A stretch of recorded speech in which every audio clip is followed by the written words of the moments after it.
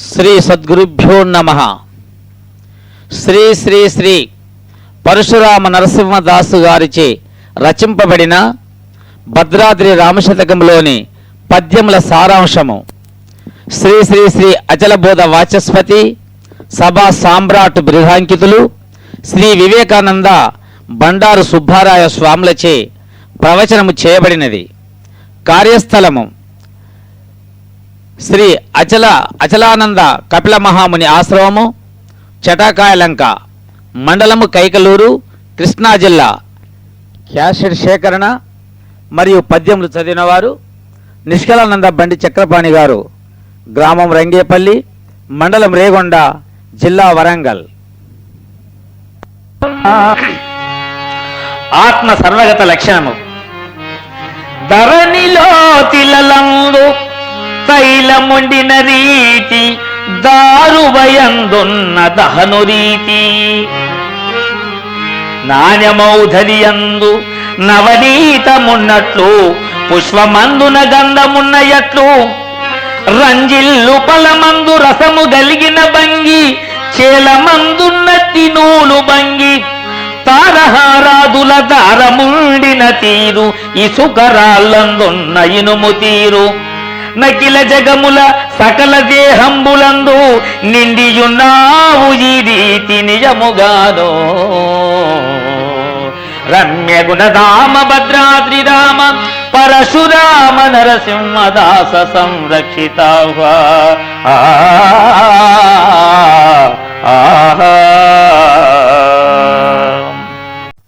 అల్లరి చేస్తున్నాడు, బాధపడుతున్నాడు అన్నట్టుగా ఈ మనస్సు ఆత్మరూపమైన నీ దగ్గర పిల్లవాని వలె సుఖ దుఃఖాలు అనుభవిస్తా వస్తాను. ఇప్పుడు నీ ఆత్మవని తెలిసిన తర్వాత ఈ మనసు నీకేమైందమ్మా?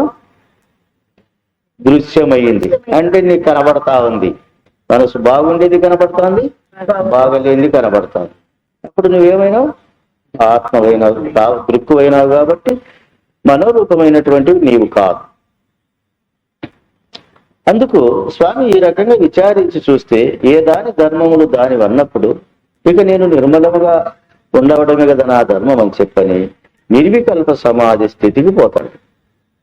అంటే ఆత్మచేత కల్పింపబడిన జగత్తులో తనను తాను మరిచి ఈ జగద్రూపకంగా తోచేటువంటిదంతా సత్యములనే భ్రమకు లోనయి ఆత్మశాంతిని కోల్పోయింది. మళ్ళా తిరిగి ఆత్మకు తన స్వస్వరూపానుసంధానం చేసి శాంతి కలగాలంటే ఏముండాలా? విద్యాఫలం ఉండాలి. విద్యాఫలము చేతనే మనం ఇవి అనుభవిస్తాం, కానీ వేరే రకంగా ఇవి మనకు అనుభవించం. అందువల్ల విద్య ఎంత గొప్పది అంటే నువ్వు ఎంత అనుకుంటే అంత గొప్పది. విద్య ఎప్పుడు గురుస్థానంలోనే ఉంటుంది. విద్య శిష్యస్థానానికి రానే రాదు. నీవు దేహ సంబంధంగా ఉంటిగా దేహ సంబంధమైనటువంటి తారతమ్యాలు పద్ధతులన్నీ బోధిస్తూ అది నిన్ను నడిపిస్తూ ఉంటుంది.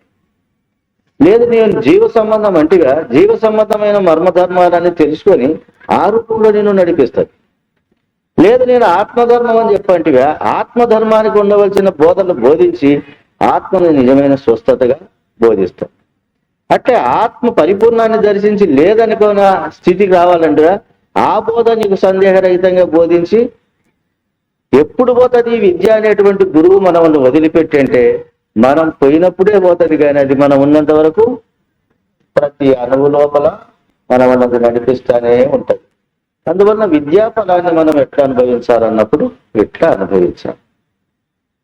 కాబట్టి మనకి ఈనాడు భిన్న భిన్నంగా చూసి మీరు మగవాళ్ళు, మేము ఆడవాళ్ళం, ఇవి పశువులు, ఇవి పక్షులు, ఇవి మృగములు, ఇవి జంతువులు అని మనకు స్థూల దృష్టితో చూసేటువంటి మనకు మొత్తం ఈ సృష్టిలో అంతా నూగుల్లో నూనె ఉన్నట్లు ఉండాడు దైవము. అంటే ఇప్పుడు నిన్ను భిన్నంగా ఇడిచిపెట్టి ఏది కనపడుతుంది? అంతా కూడా నీకు అభిన్నంగా కనబడుతుంది.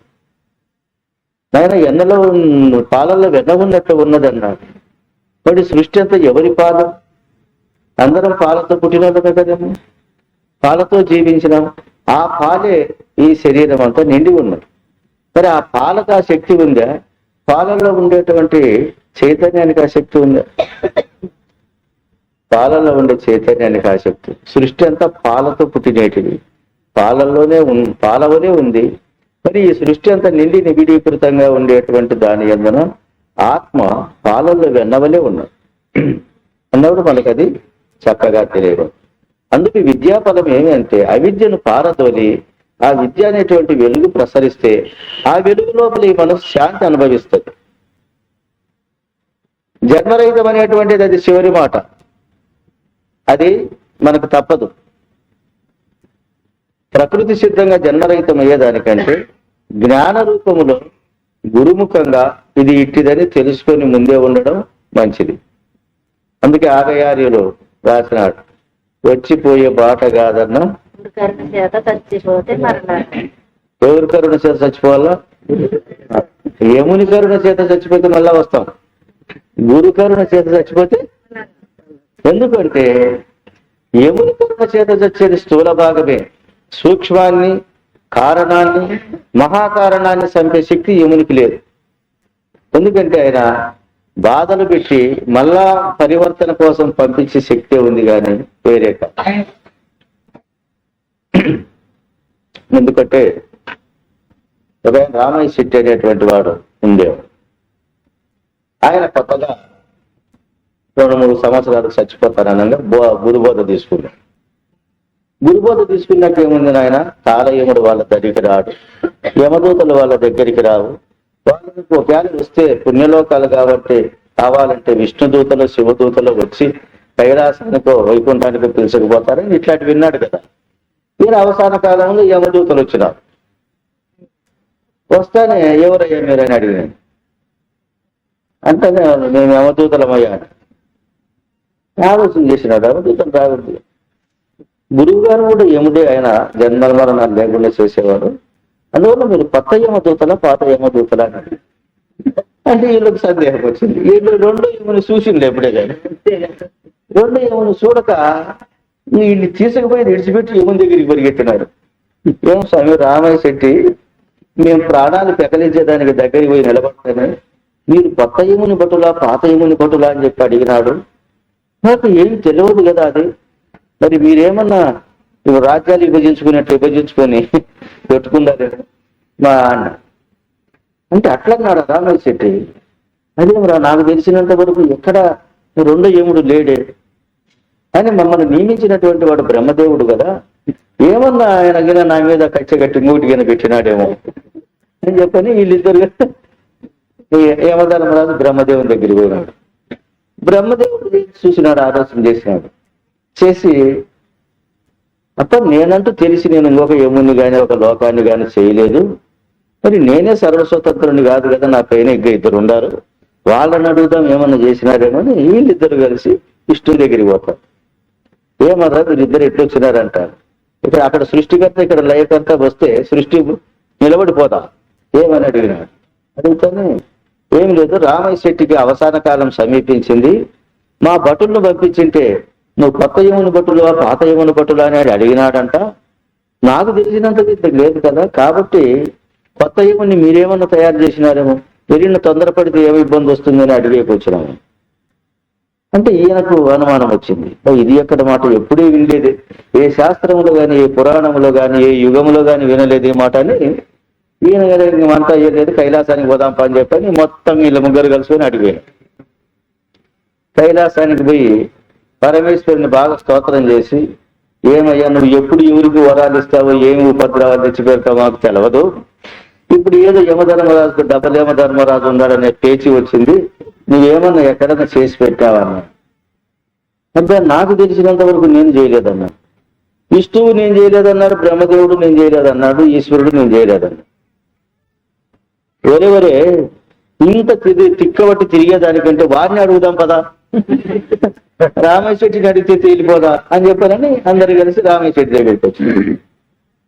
వస్తానే ఆహా ఏమి నా జన్మ పావనం, మహాత్ములంతా ఒక్కసారి దర్శనమైనారు, యమధర్మరాజు అయినాడు, బ్రహ్మ విష్ణు మహేశ్వరుడు అయినారు, నా జన్మమే ధన్యమైనటువంటిది.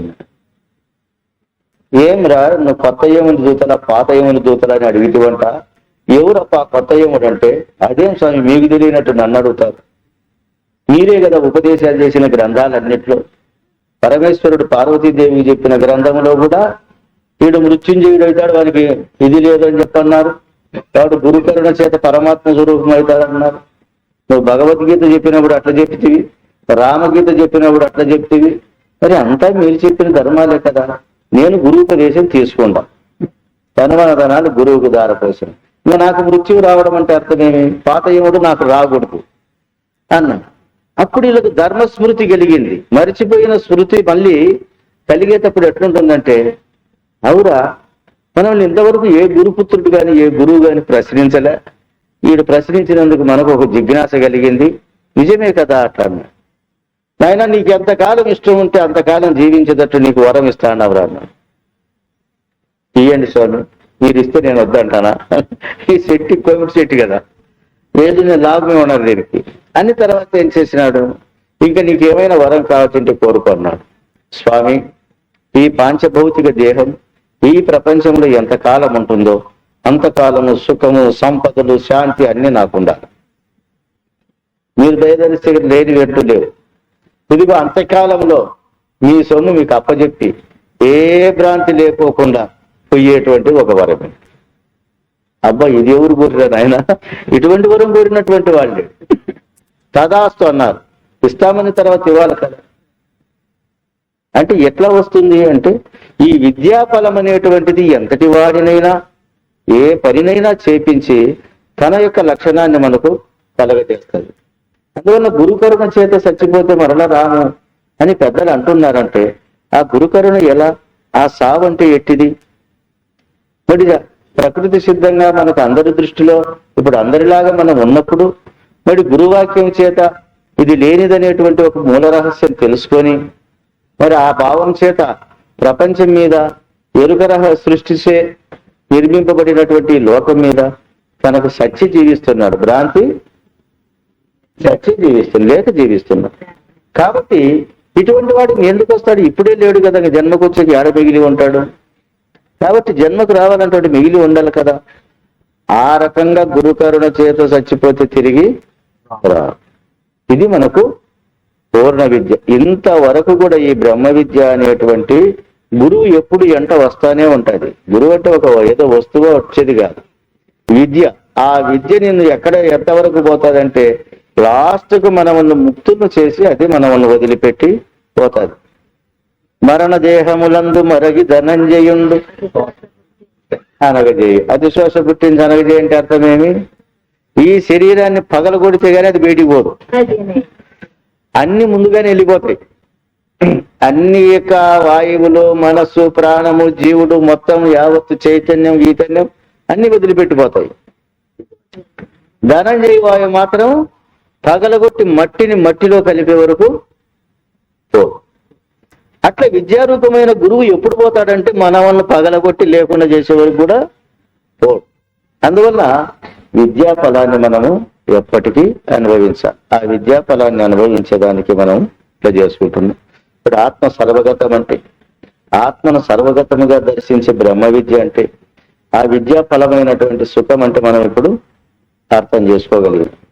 అది మీరు మననం చేసుకోవాలి. మళ్ళీ ఇప్పుడు ఇంటికి పోయి పడుకున్న తర్వాత ఒక నిద్ర వచ్చే వరకు ఒక 10 నిమిషాలు, ఒక అర్ధ గంట, ఓహో ఇవి సిద్ధాంత వాక్యాలు ఈ రకంగా చెప్పినారు కదా, ఈ వాక్యం ఇప్పుడు విని ఇట్లే మర్చిపోతే నాకు స్థిరంగా నిలబడదు కనుక దీన్ని పెద్దలు మననం చేయమన్నారు అనేది జ్ఞాపకం తెచ్చుకొని, మూల సూత్రాలు విద్యాఫలం అంటే ఏమి, అవిద్యాఫలం అంటే ఏమి, జన్మఫలం అంటే ఏమి, ఈ 3 దాన్ని మీరు ముందరేసుకుంటే గురువు చెప్పిన మాటలు కొన్ని మనకు జ్ఞాపకానికి వస్తాయి. వచ్చినప్పుడు అవి మనం మననం చేస్తే మనకు ఆ స్థితి చక్కగా చేకూరుతుంది. మనం ఇక తర్వాత పద్యం ఏం చెప్తారు? దేహేంద్రియ విలక్షణము.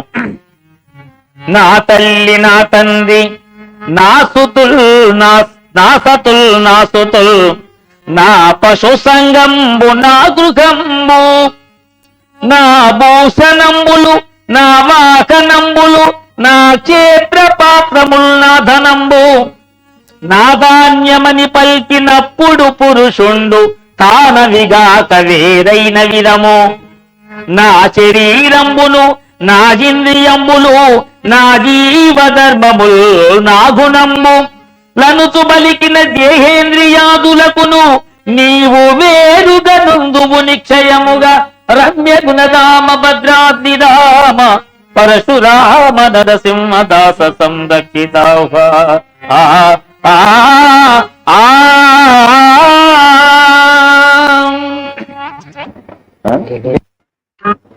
నా తల్లి, నా తండ్రి, నా తనయుడు, నా ధనము, నా సహోదరులని బాహ్య పదార్థాలు చెప్పుకుంటా వచ్చినాం. ఎందుకంటే ఉపమానం అర్థం దగ్గరికి కావాలంటే ముందు ఒక రకమైన చెప్పి మళ్ళీ దగ్గరగా చెప్పాలి. ఇప్పుడు తల్లిదండ్రులు ధనధాన్య సంపదలు ఈయనకంటే భిన్నంగా ఉన్నాయి కాబట్టి ఇవన్నీ నావి నావి అన్నప్పుడు నావి నావి అంటున్నావే కానీ వాటికంటే నువ్వు విలక్షణంగా ఎట్లా ఉన్నావో, ఆ యొక్క ఎప్పుడైతే తల్లిదండ్రులు ధనధాన్య సంపదలు భోగభాగ్యములు దూరంగా ఉండి ఈ ప్రపంచ పశు సంపదను అంతా కూడా గుర్తెరుగుతూ వాటికి అట్లా విలక్షణంగా ఉండావు, ఆ రకంగానే అది దూరమైన ఉపమానం. దగ్గరగా కూడా నా శరీరము, నా ప్రాణము, నా మనస్సు, నా బుద్ధి, నా ఇంద్రియములు అని ఎప్పుడైతే నువ్వు అంటున్నావో వీటికి కూడా నువ్వు అట్లా విలక్షణంగా ఉండవు. ఇప్పుడు బాహ్య ప్రపంచం నుండి విలక్షణత్వాన్ని చెప్పాడు, అంతర ప్రపంచమైన దేహ ధర్మాల నుండి కూడా విలక్షణత్వాన్ని చెప్తున్నాడు. అందుకు బ్రహ్మాండం అనే భ్రాంతి నుండి ముందు విడవబడితే పిండాండ భ్రాంతిలో మనము ఇదైతాం. ఎందుకు అంటే మనకు అనాదిగా దీని మీద ప్రేమ, మమకారం, అజ్ఞానం విపరీతంగా పెంచుకున్నాం కాబట్టి దీని మీద వైరాగ్యం రావాలంటే అంత పెరిగిన రాదు. అందుకు రామతీర్థ స్వారస్వతంలో గురువు గారు బాగా ఉపన్యాసం చెప్తున్నారు. అండపిండ బ్రహ్మాండాలు కాదు, సాక్షాత్ వైకుంఠ కైలాసాలు కళ్ళ ముందర ఉన్నట్లు చెప్తున్నాడు. ఆ వైకుంఠ సుఖం ఇప్పుడే అనుభవిస్తాండమేమో అన్నట్టు. మీకు ఇంతకుముందు కైలాసగిరిలో శివగణాన్ని అంతా చూసి పరమేశ్వరుడు నందీశ్వరుని అడిగిన ప్రశ్న చెప్పినాను అనుకుంటాను, ఒకసారి ఏనండి. మళ్ళీ అంత శివగణం అంతా ఆనందంగా కూర్చున్నారు.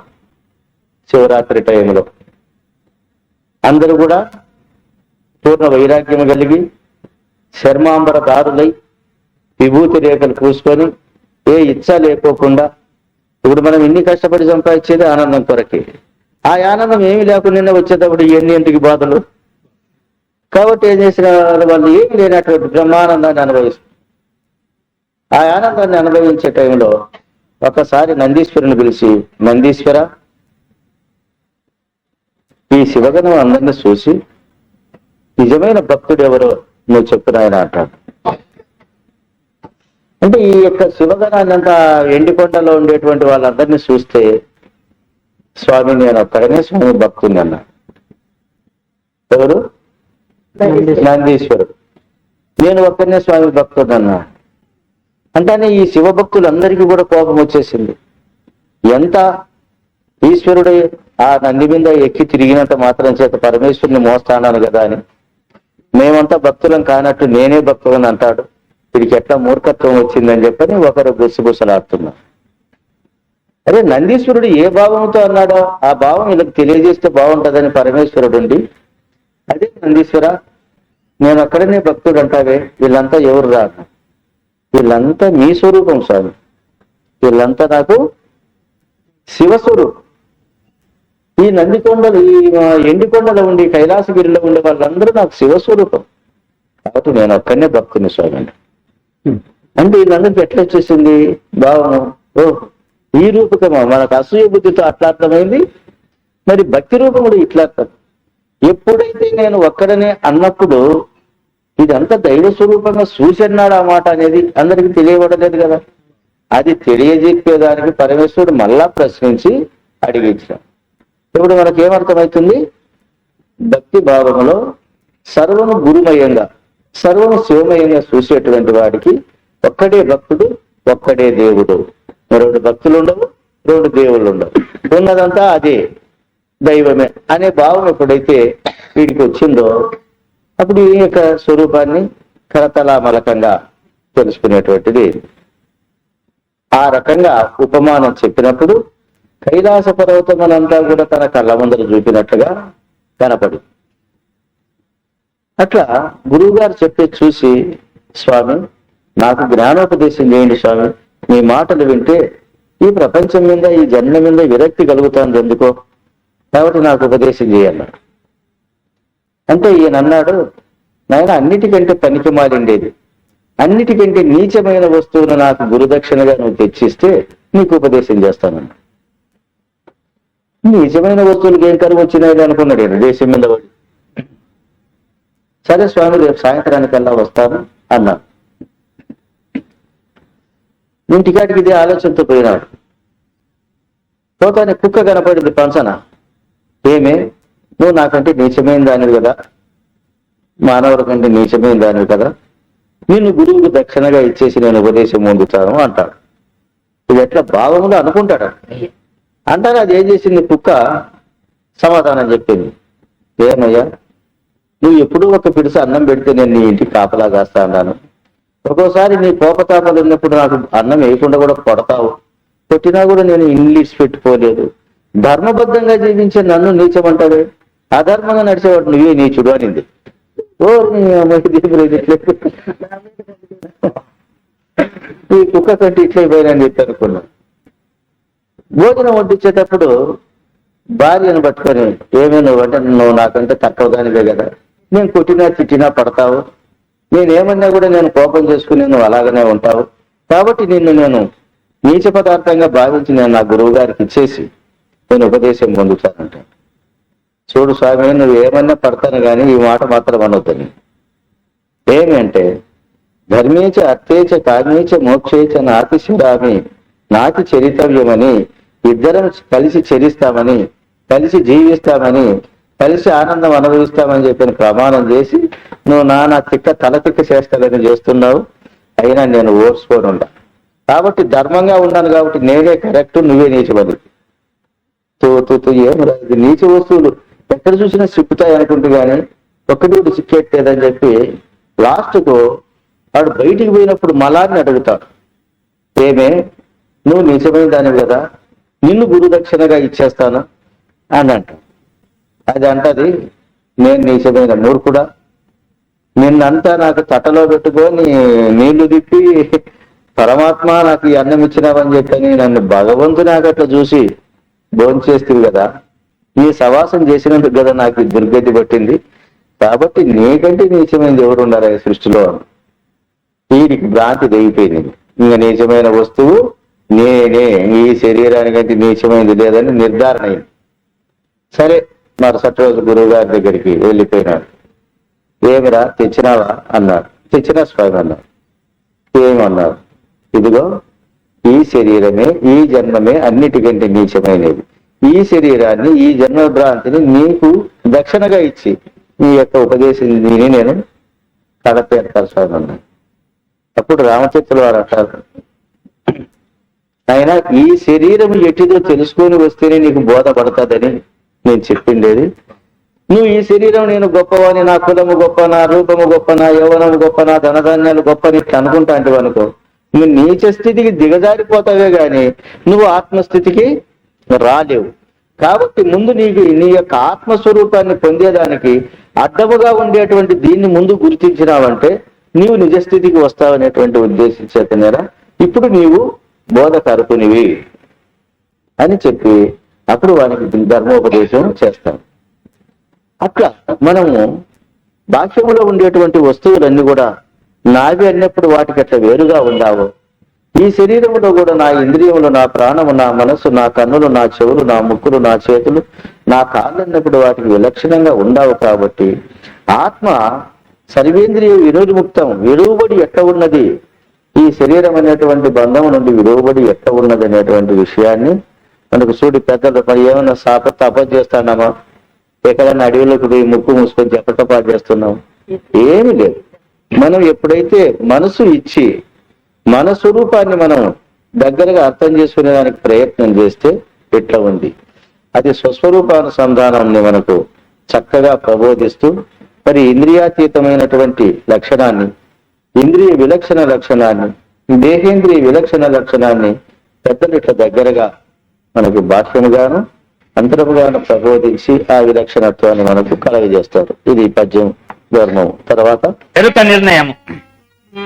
ఇది గతం విధి పటం విధి మఠం విధి హఠం విధి శటం విధి పటం విధియటంచు నిధి మనం విధి జనం విధి ధనం విధి గణం విధి దినం విధి వరం విధియటంచు నిధి హయం విధి ప్రియం విధి వ్రయం విధి నయం విధి జయం విధి భయం విధియటంచు నిధి శరం విధి కరం విధి నరం విధి పురం విధి పరం విధి స్థిరం విధియటంచు యటంచు నిధియు నదియును నదియును నిధియటంచు నెరిగి ఎరుగని ఎరుకలో ఎరుక నీవు రమ్య గుణరామ భద్రాద్రి రామ పరశురామ నరసింహదాస సంరక్షితాహ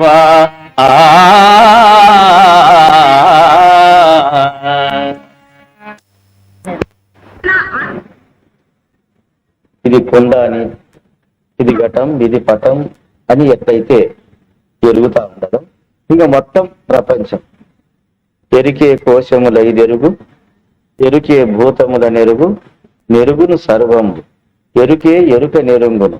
ఎరుకను గుర్తెరుక వేరే ఎరుక ఉన్నదా?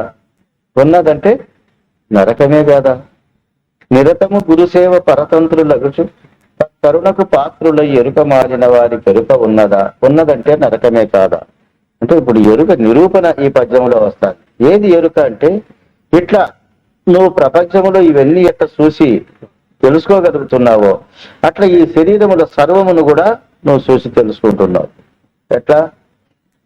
ఈ కంటికి ఏం నిద్ర, ఈ కంటికి ఈ ప్రపంచము దృశ్యం, కన్ను దృక్కు. మరి మనస్సుకు ఈ కన్ను దృశ్యము, మనస్సు దృక్కు. ఆత్మకు మనస్సు దృశ్యము, ఆత్మ దృక్కు.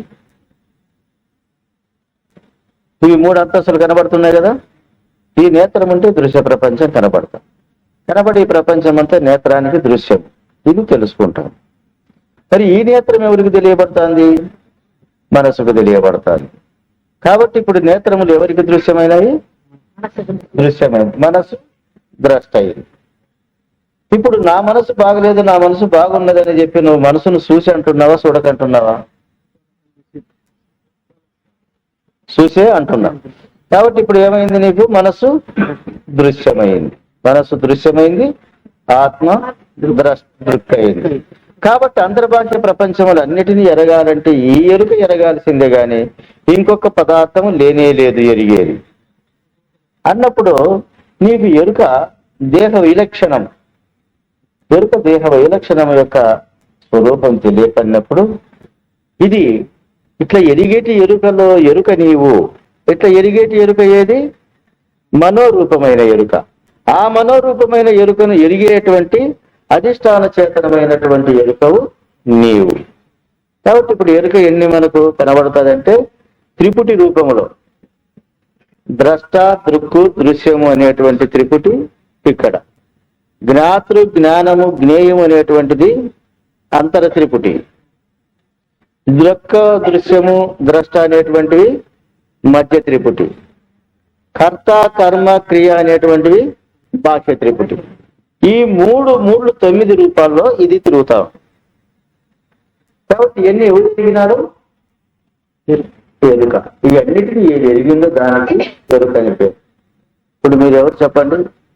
శరీరమా, ఇంద్రియముల, ప్రాణన, మనస్స, తల్లిదండ్రి, ధనధాన్య సంపద, భోగభాగ్యములు, ఇవి మీరా? వీటన్నిటిని తెలుసుకునేటువంటి యొక్క ఎరుక మీరా? చెప్పలేదు. అప్పుడు దృశ్య ప్రపంచం అంతా నీలో ఆవిర్భవించి మరి లేకుండా పోతాం. కాబట్టి ఎరుకని ఇట్లా ఇది ఈ రకంగా తెలుసుకుందో మనస్సు, ఆ మనస్సును తెలుసుకునేటువంటి తెలివిని నేననేటువంటి జ్ఞానం ఎప్పుడు వస్తుందో అప్పుడు నీకు మనస్సు దృశ్యమే, జగము దృశ్యమే. అందువల్ల మనస్సు ఎప్పుడు దృశ్యమవుతుందో మనోకల్పితమైన జగము ఆటోమేటిక్ గా దృశ్యమవుతుంది. అప్పుడు జగద్భ్రాంతి నుండి, మనోభ్రాంతి నుండి, దేహభ్రాంతి నుండి ఆత్మ విడవబడి స్వస్వరూపానుసంధానం పొందాలి. ఇది మనం ఉండవలసిన స్థితి. రహితమయ్యే స్థితి వేరు. కానీ ఇప్పుడు మనం ఉండవలసినటువంటి స్థితి బ్రతికినన్నాళ్ళు ఇది పద్ధతిలోనే జీవించాలి. ఇట్లా ఎప్పుడైతే విలక్షణత్వాన్ని మనం అంటే మీకు కొంచెం ఇప్పుడు కొత్తగా దీన్ని ఎన్నో దినాలు పంచముద్రలేసి దశ విధానాలు చూసి అష్టాంగ యోగాలు వేసి ఆసనములు వేసి పంచాక్షరి అష్టాక్షరి లాంటి జపతపాలు చేసి తీర్థయాత్రలు చేసి సత్పురుషులను దర్శించి ఇవన్నీ అయిన తర్వాత అప్పుడు నువ్వు ద్రష్టవునైనా అంటే అప్పుడు ఎవరికి ఒకేసారి ఇట్లా అన్నప్పుడు కొంచెం వెనుకబడుపులుగా ఉంటది భావము. కానీ మనసు బాగా పెట్టి విన్నారంటే కనుక ఖచ్చితంగా భావం స్థిరత్వం ఏర్పడుతుంది. ఎందుకంటే ఉన్నది ఉన్నట్లు గురువు దగ్గర తెలుసుకోకుండా లేనిది ఉన్నట్లు బాగా భ్రాంతి పడటంలోనే మనకు తిప్పలన్నీ ఉన్నవి. అందువల్ల పరిపూర్ణ బోధలో ఈ తిప్పలన్నీ తప్పించి మన స్వస్వరూపాన్ని తెలియజేయడంలోనూ వాళ్ళు పవిత్రులైనారు. ఈ మొత్తం ఈ ప్రపంచానికి మూల కారణమైనటువంటి దీన్ని ఇడిపించి జనన మరణములు లేకుండా చేసేదానికి వాళ్ళు మూల కారణమైనారు. కాబట్టి పెద్దల యొక్క కృపాదయ చాలా మనకు గొప్పది కనుక ఇప్పుడు ఇట్లా సర్వమును ఏది గుర్తెరుగుతారో దానిని గుర్తెరిగేదానివి నీవు. సర్వమును ఇప్పుడు ఇంద్రియ విషయాల మీద గుర్తెరిగేదంట. అందుకే ఈ శరీరం అనే వృక్షం మీద 2 పక్షులు ఉన్నాయన్నారు పెద్దలు. ఒకటి చలన రూపమైన పక్షి, ఒకటి అచల రూపమైన పక్షి. చలన రూపమైన పక్షి ఈ విశ్వమనే వృక్షం మీద ఎప్పుడు ఆడుతూ ఉంటది, విహరిస్తూ ఉంటది. అదే మనస్సు అనేటువంటి జీవుడు అనేటువంటి పక్షి. ఆ జీవుని గుర్తెరుగుతూ అధిష్టాన చేతనమై ఏ దానికి కూడా తాకోకుండా విలక్షణంగా ఉండి చైతన్య రూపంగా ఉండేటువంటి సాక్షి రూపమైన పక్షి. ఈ అచలమైనటువంటి ఈ పక్షి కూటస్థుడై అచలమై ఇది ఉంది, అది దృశ్య రూపమై చలనమై అది ఉంది. కాబట్టి ఇప్పుడు ఆ దృశ్య రూపమైన మనసును తెలుసుకునేటువంటి ద్రష్టవు నీవు. అందువల్ల నీవు ఎరుకవని ఖచ్చితంగా తేల్చి చెప్పినావు. శబ్దంబు నిధి సుశబ్దంబని ఎరిగిన ఎరుకలో ఎరుక నీవు. ఇది ఉష్ణమిది శీతమిది మృతత్వంబని ఎరిగిన ఎరుకలో ఎరుక నీవు. ఇది శుక్లమిది రక్తమిది కృష్ణంబని ఎరిగిన ఎరుకలో ఎరుక నీవు. ఇది మధురమిది ఆమ్లమిది లవణంబని ఎరిగిన ఎరుకలో ఎరుక నీవు. ఇది సుగంధంబు దుర్గంధమిది అతంతు ఎరుగుచుండిన ఎరుకలో ఎరుక నీవు. రమ్య గుణరామ భద్రాద్రి రామ పరశురామ నరసింహదాస సంరక్షితాహ్వా.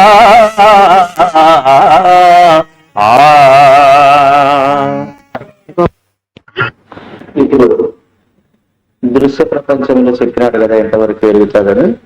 ఇప్పుడు జ్ఞానేంద్రియములను తీసుకొని పంచభూతాల యొక్క విలక్షణత్వాన్ని బోధిస్తారు.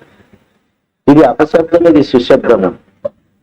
ఇప్పుడు ఈ శబ్దగ్రాహ్య శక్తి శ్రోత్రానికి ఉంది కదా, ఇది ఆకాశతత్వం. ఆకాశతత్వమైన స్తోత్రము ద్వారా విద్యారూపమైనటువంటి సుశబ్ద దుశబ్దాలను గ్రహించి తెలుసుకునేటువంటి ఎరుక లోపల అంటే ఆ మనసు లోపల దాన్ని తెలుసుకునే ఎరుక నీవు. ఇప్పుడు మనకు విద్యలో ఒక తత్వం తప్పుబాడినా, చదివేటప్పుడు తప్పు చదివినా, లేదు ఇడిచిపెట్టి చదివినా, విపరీతార్థంగా చదివినా బాధపడుతుంది కదా.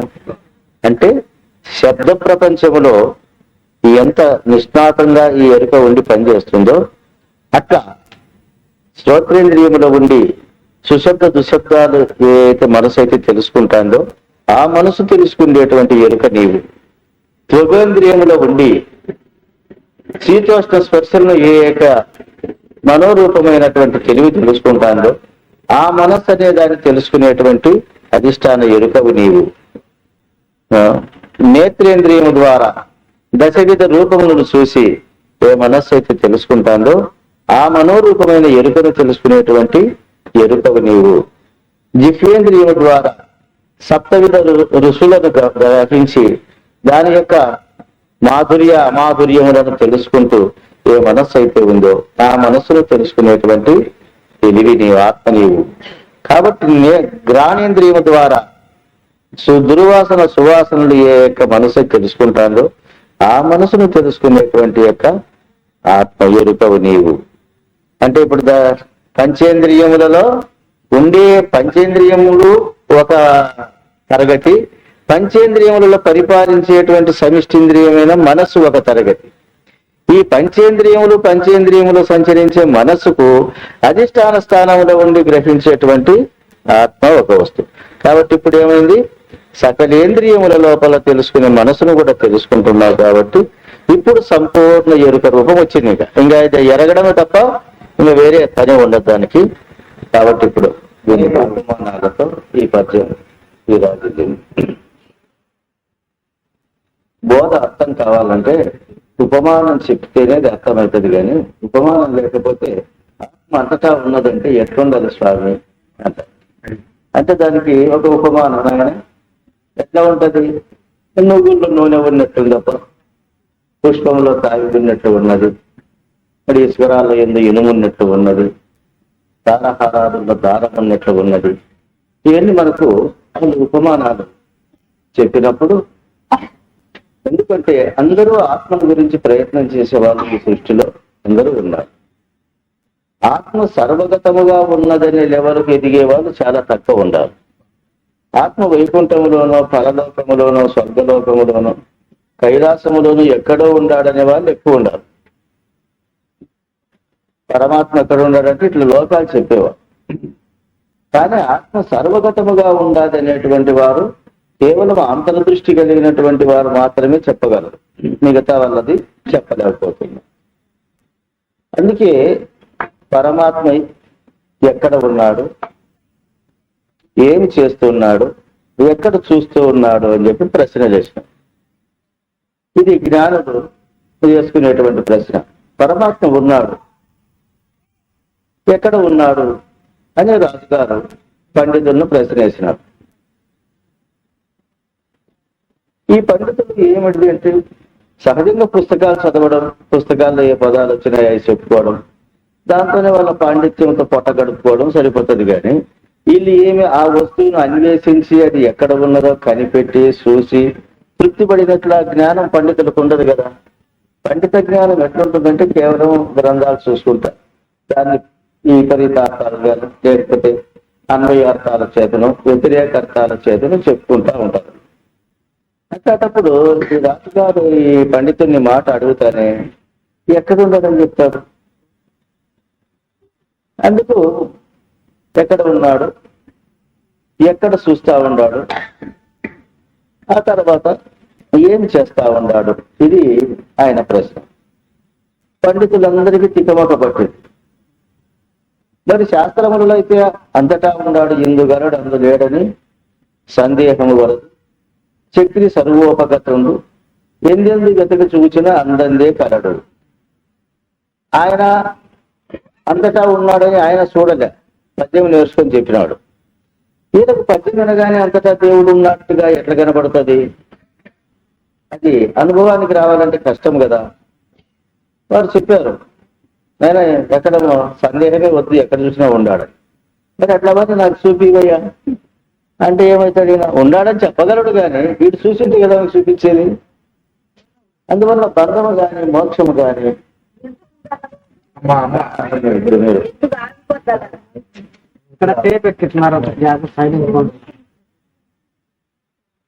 ఆ తర్వాత పండితులను అడిగితే చేత కాదు. అందరూ కూడా మాకు ఒక నెల రోజులు టైం ఇవ్వాలి మహారాజా, దాన్ని మేము సంపాదించుకొని వచ్చి చెప్తాను మీకు అని చెప్పాను. అప్పుడు వచ్చి పండితుడు ఏమేమో చేస్తాడు. ఈ భయం పుడితే నిజార్థం కళ్ళ ముందర ఉన్నట్టు తెలియనివ్వదు. వేదాంతములో కానీ లేదు ఏదైనా ఒక ధర్మ మార్గములో కానీ భయం అనేటువంటిది పుట్టిందంటే ఆ వేదాంతాన్ని రానివ్వదు. ఈ పండితులు ఎట్లా ఆలోచన చేసినా అది మదికి తోయలే. ఆయన కుమారుడు ఉన్నాడు, పండితుని కుమారుడు. వాళ్ళ నాయన మొత్తం చూసి, ఎందుకు నాయన నువ్వు చాలా బాధపడుతున్నావు, దిగులు పడుతున్నావు, ఎప్పుడూ లేదే మీరు పండితశాల కప్పుకొని రాజధానికి పోయి వస్తా ఉంటే అంత ఎంత ఆనందంగా ఉంటాయండి. ఏమో 10 రోజుల నుంచి మీ ముఖంలో ఏం కలే లేదని అడుగుతాడు.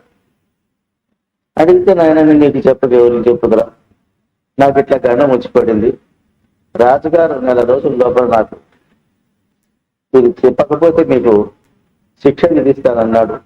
రాజు ఏ శిక్ష విధిస్తాడో ఏమో అది మనకు తెలిసినది కాదని చెప్పని ఈయన అంటారు. అంటే ఈ పిల్లవాడు పూర్వజన్మ సుకృత ఫల విశేషం గలవాడు, అంటే జన్మతః జ్ఞానం వికసించినటువంటి వాడు. జన్మతః జ్ఞానం వికసించి పుట్టే వాళ్ళు కొందరుంటారు, క్రమేపీ శరీరం పెరిగే కొద్ది జ్ఞానం పెరిగే వాళ్ళు కొందరుంటారు. ఇక మిగతా వాళ్ళు ఎంత అనుభవం చేసినా కూడా ముద్దు జ్ఞానంగా ఉండేటువంటి వాళ్ళు ఉంటారు. ఎందుకంటే ఈ సృష్టిలో ఈ వ్యక్తులన్నీ సహజమే. ఎందుకంటే మనకు పరాశరుని జన్మం ఉంది. పరాశర మహర్షి నది దాటేటప్పుడు మత్స్యగంధిని చూసి ఆమెను కామించినాడు. ఆమె నా కన్యత్వం ఉందయ్యా, కన్యత్వం భంగం అయితే నా జీవితం ఏమి కావాలా, నన్ను ఎవరు వివాహం ఆడతారని చెప్పాను. నీ కన్యత్వానికి భంగం రాకోకుండా నిన్ను నేను రక్షిస్తానని చెప్పానని అన్నాడు. అంటేనే ఆమెతో కామక్రీడలు చేసిన 9 గడియలకే వేదవ్యాసుడు పుడతాడు. పుడతానేడు దండకం ఉండదు దాని అయి మహావేదవేత్త అడవికి వెళ్ళిపోతాడు. ఎవరికి బాధ లేదు, పుట్టినట్టు లేదు, పెరిగినట్టు లేదు, ఏం చేసినట్టు లేదు.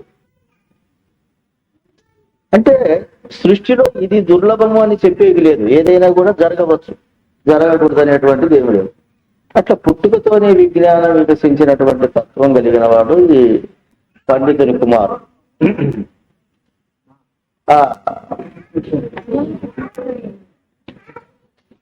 ఆ తర్వాత నాయన నీ యొక్క బాధ నేను తీరుస్తా, రాజు దగ్గరికి నన్ను పిలిచకపోమని చెప్పానట. సరే ఆ రకంగానే పిలిచకపోతాం. రాజుగారు ఏమయ్యా పండితోత్తమ సమాధానం తీసుకొని వచ్చినావా అని అడుగుతాం. తెచ్చిన స్వామి అని చెప్పాము మహారాజా అంటే. ఆ తర్వాత ఇక సందేహం తీర్చేటువంటి జ్ఞానం ప్రబోధిస్తాడు అంటే ఆనందమే కదా రాజుగారికి కానీ అందరికి కానీ. అప్పుడు అంత వారి సింహాసనాలు వాళ్ళు వేసుకొని కూర్చున్నారు. ఈ బాలుని కూడా కూర్చోమని. అప్పుడు రాజు సింహాసనం మీద కూర్చొని అడిగాడు. అడుగుతానే అడిగేవాడు అధికార పీఠంలో కూర్చోరాదు, చెప్పేవాడే కూర్చోవాలాడ, అడిగేవాడు కింద కూర్చోవాలన్నా. వెంటనే అక్కడిని దిగి వచ్చినాడు కిందికి. రాజుగారికి వెంటనే హెచ్చరిక అయిపోయి సరే అది ధర్మమే కదా అని చెప్పని కింద కూర్చుంటాడు. ఈ అబ్బాయి పైన కూర్చుంటాడు. రాజా పాలు తెప్పి అంటాడు. అప్పుడు ఆయన ఒక గిన్నెలో పాలు తెప్పిస్తాడు. పాలు తెప్పిస్తే ఏలు పెట్టేట తిప్పుతా ఉంటాడు పాలు. ఏమయ్యా అట్లా చూస్తున్నాడు అన్నాడు. అంటే ఇందులో వెన్న ఉండదు కదా రాజా, అందరికీ తెలుసు కదా వెన్న ఉండేది, అది ఎక్కడ ఉన్నదా అని చూస్తాను. అదేమయ్యా అంతటా ఉంటది పాలలో వెన్న, ఎక్కడ ఉండదని చూస్తున్నామని. అది దేవుడు అంతటా ఉండడని నీకు తెలవదా? పాలనలో వెన్న అంతటా ఉన్నది అన్నప్పుడు దేవుడు అంతటా ఉన్నాడు జ్ఞానం లేదా? రాజుగారికి రకంగా సూచన అయిపోయింది. ఓహో, పాలనలో నవనీతం యొక్క దాగి ఉన్నదో ఆ రకంగా ఈ సృష్టి యావత్తు ఆ పరమాత్మ యొక్క దాగి ఉన్నాడని తెలుసు. రాజా ఒక దీపం తీసుకురా అన్నా. దీపం తెచ్చిపెట్టాడు. దీపం ముట్టించినాడు. ముట్టించిన తర్వాత రాజా ఈ దీపం యావైపు చూస్తానో చెప్పు అన్నాడు. అంటేనే అంత లెక్కలా చూస్తున్నదే, అది చుట్టూ చూస్తానే ఉన్నది, చుట్టూ కనిపి చూస్తానే ఉన్నది. మరి దేవుడు కూడా అంటే తన సృష్టి ఎక్కడెక్కడుందో అక్కడంతా ఆయన చూస్తా ఉంటేనే అది నిలబడుతుంది, కానీ లేకపోతే నిలబడదు అని చెప్పానని అన్నాడు. సరే రాజుకు సమాధానం ఉంది. ఇంకా ఏం చేస్తున్నాడయ్యా దేవుడు అన్నాడు కదా, ఇగో సింహాసనం మీద ఉండే నిన్ను కింద కూర్చోబెట్టాడు, ఏడో ఆడుకోవచ్చిన నన్ను పైన కూర్చోబెట్టాడు, ఈ పని చేస్తాడయ్యా దేవుడు అంటే. దేవుడు ఏం చేస్తాడంటే దెబ్బల మీద ఉన్న వారికి కుప్పల మీదకి, కుప్పల మీద ఉన్న తిప్పల మీదకి తెచ్చి పెడతాడు. ఇది ఆయన పని. ఏదైనా కానీ కొన్ని దేవుని ఏమైనా చూపించినాడు ఆయన, ఉపమానం చెప్తానే అది రాదు. అందుకు ఆత్మ సర్వగతము అని మనకు పెద్దలు చెప్తా ఉన్నారంటే ఎట్లా ఉన్నది అంటే ఇది ఈ రకంగా ఉన్నదయ్యా. పిల్లలందు తైలం ఉన్నట్టు. మరి పిల్లలు ఎక్కడ ఉంది తైలం? పిల్లల నువ్వులు నిండా ఉంటది కదా, నువ్వులు నిండా ఉంటది, కానీ అది కష్టపడి చేస్తే పిండితే వస్తుంది, లేకపోతే అది తెలియబడదు. పుష్పానికి తాగి ఎవరిచ్చినారు? ఇప్పుడు మనం కట్టిన ఇళ్ళకు కలర్ వేయాలంటే డబ్బాలు వందల వేలు పెట్టి కొనకొచ్చి పూస్తే కానీ అది సరిగా అతగదు. ఈ పుష్పాలకు ఆ కలర్ యా కంపెనీ కలర్ తెచ్చేసినాడు ఆయన, ఎన్ని పుష్పాలకు అంతా కలర్ చేసినాడు, అట్లా వాసన ఇచ్చినాడు, తాగునిచ్చినాడు. కాబట్టి దాని స్వభావ సిద్ధమైన గుణము రూపములో దాని లోపల దాన్ని ఉత్పత్తి చేసేటువంటి చైతన్య శక్తి దాగి ఉంది. అట్లా దాగి ఉన్నది అనేటువంటి విషయాన్ని ఉపమానాలతో చెప్పేదానికి మనకు పరశురామ నరసింహదాస్ గారు ఈ చక్కని పద్యాన్ని బోధించారు.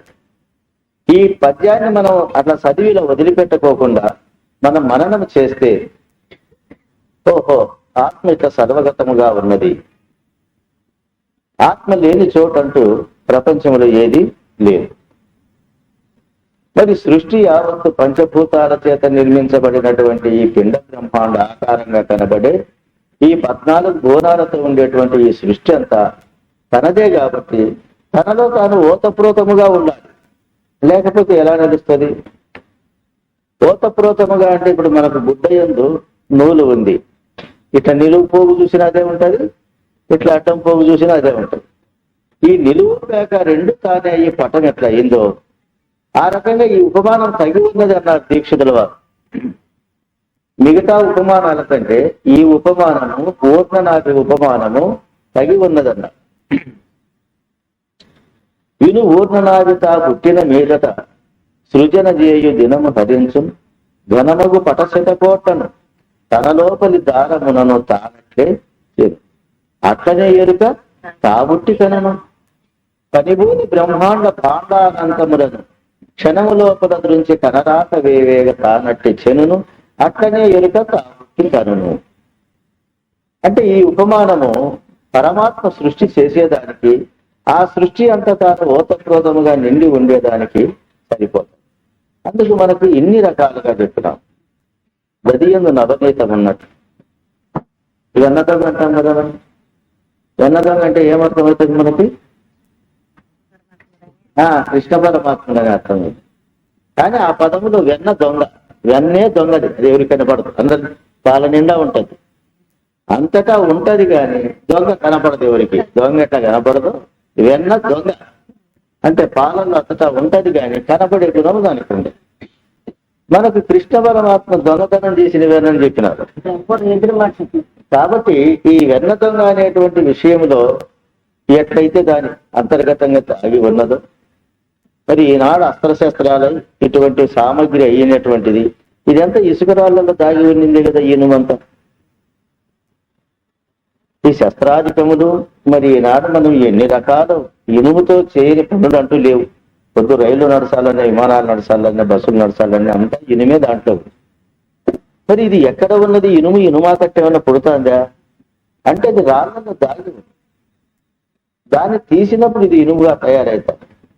అక్కడ పరమాత్మ ఊహ రూపంలో ఉండే పరమాత్మను, జ్ఞాన రూపంలో ఉండే పరమాత్మను, చలన రూపంలో ఉండే పరమాత్మను, ఈ బ్రహ్మజ్ఞానులు బోధించేటువంటి బోధ అనేటువంటి ఉష్ణశక్తి చేత ఈ ధర్మం ఘనీభవిస్తారు. పరమాత్మ అంటే ఇటిదేనని చెప్తుంది. అట్లా లేకపోతే పరమాత్మ యొక్క స్వస్థాన స్వరూపాలు తెలియబడవు. కాబట్టి ఈ పద్యంలో ఆత్మ సర్వగతముగా ఎట్లా ఉన్నదంటే ఎట్లా ఉన్నది అనేటువంటి యొక్క ఉపమానాలు మనకు చక్కగా చెప్పారు. ఆత్మ సర్వగతమయ్యడానికి ఏ ఒక్కటి రెండు ఉపమానాలైనా కూడా మనకు అర్థం చేసుకుంటే, కానీ ఎన్ని రకాలుగా చెప్పడం అంటే వాళ్ళకు పండిత జ్ఞానం ఉన్నది, అనుభవ జ్ఞానం ఉంది. లోకములో ఎట్లా ఇట్లా ఇన్ని రకాలైనటువంటి ఉపమానాలుగా మనం పరమాత్మను దర్శించగలిగితే, అది చెప్పితే ఒక్కొక్క ప్రాంతంలో ఒక్కొక్కరికి ఒక అనుభవం ఉంటది, దానితో వాళ్ళు తెలుసుకుంటారు. ఈనాడు పట్టుగుల్ల ఉపమానం చెప్తున్నారు, సాలెపురుగు ఉపమానం చెప్తున్నారు. మరి కృష్ణదేశికుడు ఎరుకోత్పత్తికి అనేక ఉపమానాలు చెప్పారు.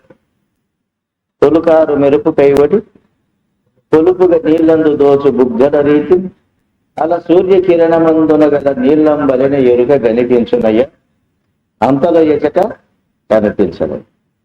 ఈ ఎటువంటి ఉపమానం ఇది అంటే, ఉపమానము ఇంతకుముందు చెప్పినటువంటి ఎప్పటికీ కనబడతాయి. ఇది కనబడి మన కనబడదప్పుడే అవి చెప్తాడు ఈయన. ఎరుక యొక్క అశాశ్వతాన్ని చెప్పాలంటే ఊరికి అది అశాశ్వతమైన ఊరికే ఉన్నట్టు ఉండేది కానీ అది నిజమైనది కాదంటే వీడికి ఎట్లా అర్థమవుతుంది? అందుకే మా పెద్దలు ఏం చెప్పినారు, నాయన తొలుకారు మెరుపు కైవడి. తొలుకారు వర్షాలప్పుడు మెరుపులు ఎట్లొస్తాయప్ప, కానీ అవి నిలబడతాయా? నిలబడవు. మరి కనపడకుండా ఉంటాయా? కనపడతా ఉంటాయి. కనపడి నిలబడకుండా ఉండేటువంటి ఉపమానాలు ఆయన ఎతికినాడు. పొలుపుగా నీళ్లందు దోచు బుగ్గల రీతిని, నీళ్లలో బుగ్గలు దోస్తాయి చూస్తుండగానే. అంటే ఇటువంటి ఉపమానాలు వారు కనిపెట్టి చెప్పినప్పుడు ఓహో ఎరుక ఇట్టిది. ఎందుకంటే ఉపమానము చెప్పగానే ఉపమేయమును ఊహించేటువంటి శక్తి ఉండాలి శిష్యునికి. అందుకు బోధ చెప్పేవానికంటే వినేవారి ప్రజ్ఞ మీదనే ఎక్కువ ఆధారపడి ఉంటుంది.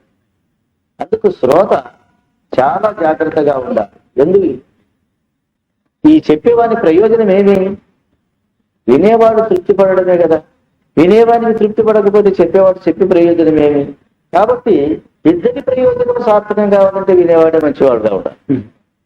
అందుకే దీక్షితుల వారు అన్నారు, వినేవానికి భ్రాంతిరహితం కాకపోతే చెప్పేవానికి బుద్ధి చేయటమని కదా.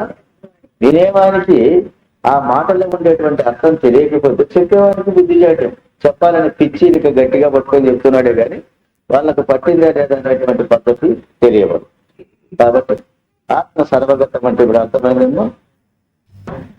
నువ్వుల్లో నూనె ఉన్నట్టు, మరి ఇసుకరాళ్ళ ఎందు ఇనుము ఉన్నట్లు, పుష్పములో తావి ఉన్నట్లు, ఈ రకమైనటువంటి ఉపమానాలు తారహారాదుల్లో దారం ఉన్నట్లు, బట్ట ఎందున్న నూలు ఉన్నట్లు, ఇది 2-3 రకాలుగా వస్తాయి ఈ ఉపమానం. నూగుల్లో నూనె ఉన్నట్లు అంటే నూనె తీస్తే నూగుల పిండి పక్కకు వస్తుంది అంటే అవి రెండు కలిసి ఉన్నాయంట. అది రెండుగా కనబడుతుంది. బట్టన ఉపమానంగా తీసుకున్నప్పుడు బట్ట ఏదైనా రెండు ఒకటిగానే ఉంటది కానీ విడదీసేది వీలుపడదు. ఇందులో కొంచెం సారవంతమైనది తీస్తాము, మిగతాది వదిలేస్తాం అనేటువంటిది దేని ఎందుకు ఉండదు. నిహతి నిహతి అను మహావాక్య లక్షణము. నీవు పృథివియుగావు, నీరగ్నులునుగావు, మారుతముగావు, వ్యోమంబుగావు, శ్రోత్రక్లక్కులుగావు, నేత్రజువ్వలుగావు, గ్రానంబుగావు, వక్రంబుగావు, పాదపానులుగావు, పాయుపస్థలుగావు, ప్రాణములుగావు, శబ్దంబుగావు, స్పర్శరూపులుగావు, పరగరసములుగావు, గంధంబుగావు, చిత్కలలుగావు, మానసాదులుగావు, కర్మములుగావు, సచ్చితానంద రూపత్మ సాక్షి నీవు, రమ్య గుణధామ భద్రాద్రిరామ పరశురామ నరసింహదాస సంరక్షితావుగా.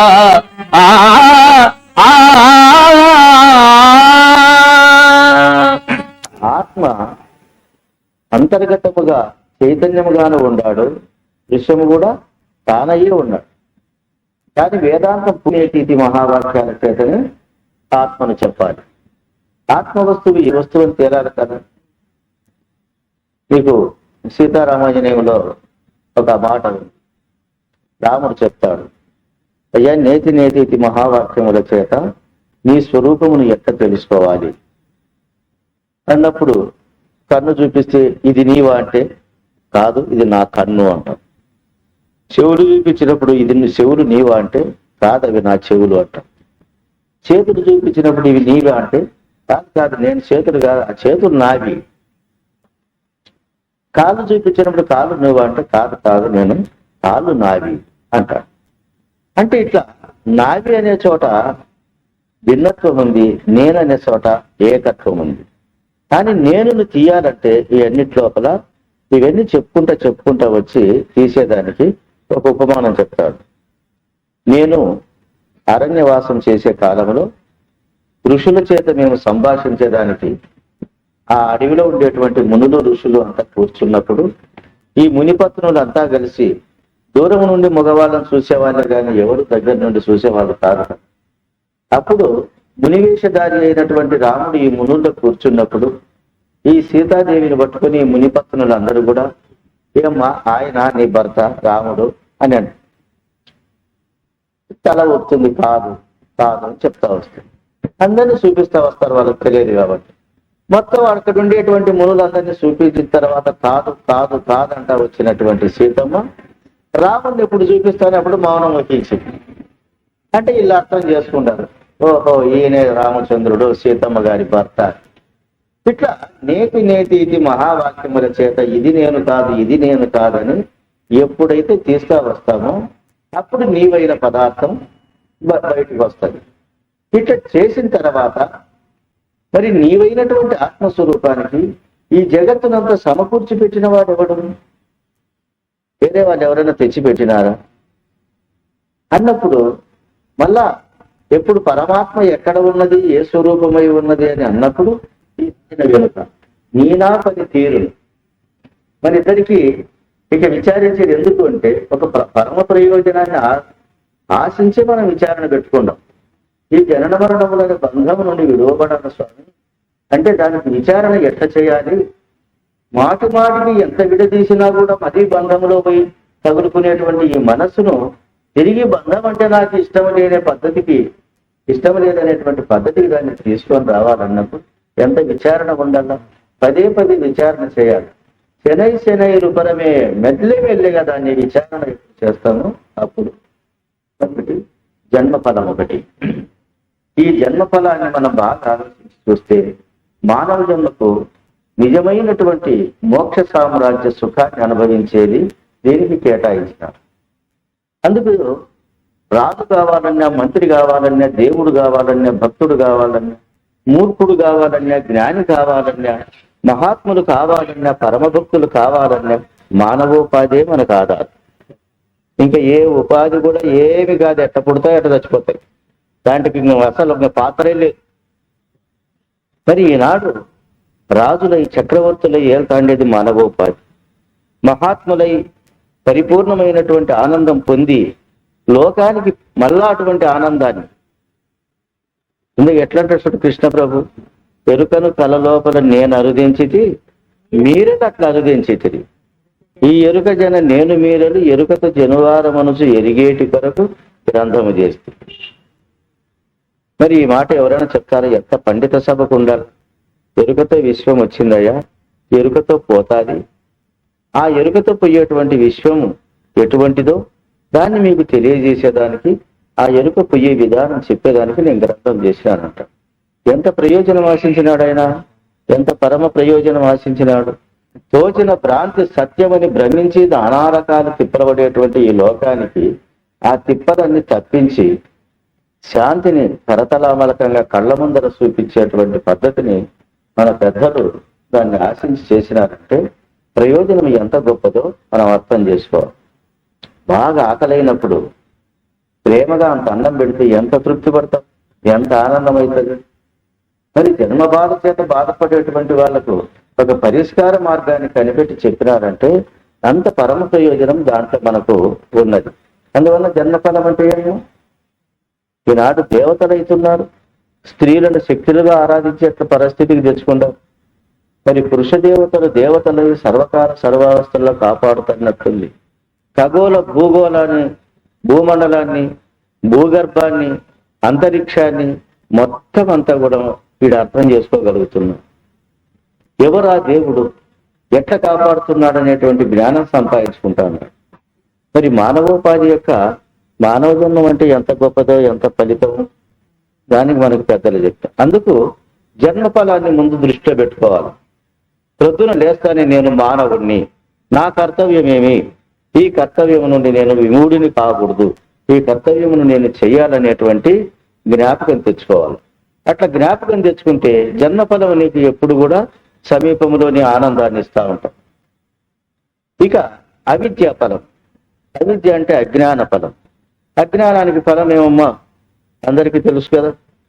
కామక్రోధాదుల చేత జనన మరణాలు పొందడము, సుఖం అంటే శాంతి అంటే లేకోకుండా, దేహాభిమానం చేత లోకాభిమానం చేత కట్టుబడి సుఖము శాంతిని కోల్పోయేటువంటి లక్షణాలన్నీ మనకు అజ్ఞానాలు. అట్లనే చదువు సంధ్యలు వచ్చి సక్రమమైనటువంటి పనులు చేసుకోకుండా జీవనాన్ని కూడా సుఖంగా నడుపుకోలేకపోయేటువంటిది ఒక అజ్ఞాన ఫలం. మరి భుక్తి క్రియలో కూడా మనకు విద్య కావాలి, ముక్తి క్రియలో కూడా విద్య కావాలి. భుక్తి క్రియలో గాని ముక్తి క్రియలో గాని విద్య లేనివాడు అవిద్య ఫలాన్ని అనుభవించే తీరాలి. ఈ అనుభవించి తీరేటువంటి అవిద్య ఫలం నుండి మానవుడు విడువడాలంటే ఏం కావాలి? మనకు విద్యా ఫలం కావాలి. ఈ విద్య మనకు అన్నిటికంటే గొప్పదైనటువంటి ధర్మాన్ని తెలియజేస్తుంది. కాశీ చేస్తామని వాడు ఇప్పుడు అన్నాగా ఆత్మకు సత్ అనే లక్షణము ఎట్లా వర్తిస్తుంది అనేది మీరు బాగా శ్రద్ధగా వినాలి. సత్ అంటే నశించని పదార్థం అని. ఇప్పుడు సత్ అనేటువంటిది మనకి ఎట్లా పెద్దలు బోధించినారు అని బాగా విచారించి చూస్తే, జాగ్రత్త సత్తు, స్వప్నము చిత్తు, సుషుప్తి ఆనందం, ఇవి మూడు మనకు లక్షణాలుగా కనబడతాయి. సర్వేంద్రియ భాషకత్వం సత్తు, సర్వేంద్రియమును తెలుసుకునేటువంటిది చిత్తు, ఆ ఆత్మను నేనని పొందేది ఆనందం. ఇప్పుడు ఈ సత్ అనేటువంటిది ఆత్మకి ఎట్లా వర్తిస్తుంది అంటే, ఇప్పుడు మనకు జాగ్రత్త, స్వప్నము, సుషుప్తి అని మూడు అవస్థలు వస్తాయి. ఈ మూడు అవస్థలు వచ్చిపోతాయి. జాగ్రత్త వచ్చిన చోట స్వప్నం ఉండదు, స్వప్నం వచ్చిన చోట సుషుప్తి ఉండదు. అంటే ఒక అవస్థ వస్తే ఒక అవస్థ పోతుంది. మరి ఈ మూడు అవస్థలు ఎవరికి వచ్చిపోతా ఉన్నాయంటే సత్పదార్థం మీదనే వచ్చిపోతాయి. సత్ అయితే వచ్చేది పోయేది కాదు. సత్తు మీద వచ్చేటువంటి మూడు అవస్థలు వచ్చిపోతా ఉంటాయి.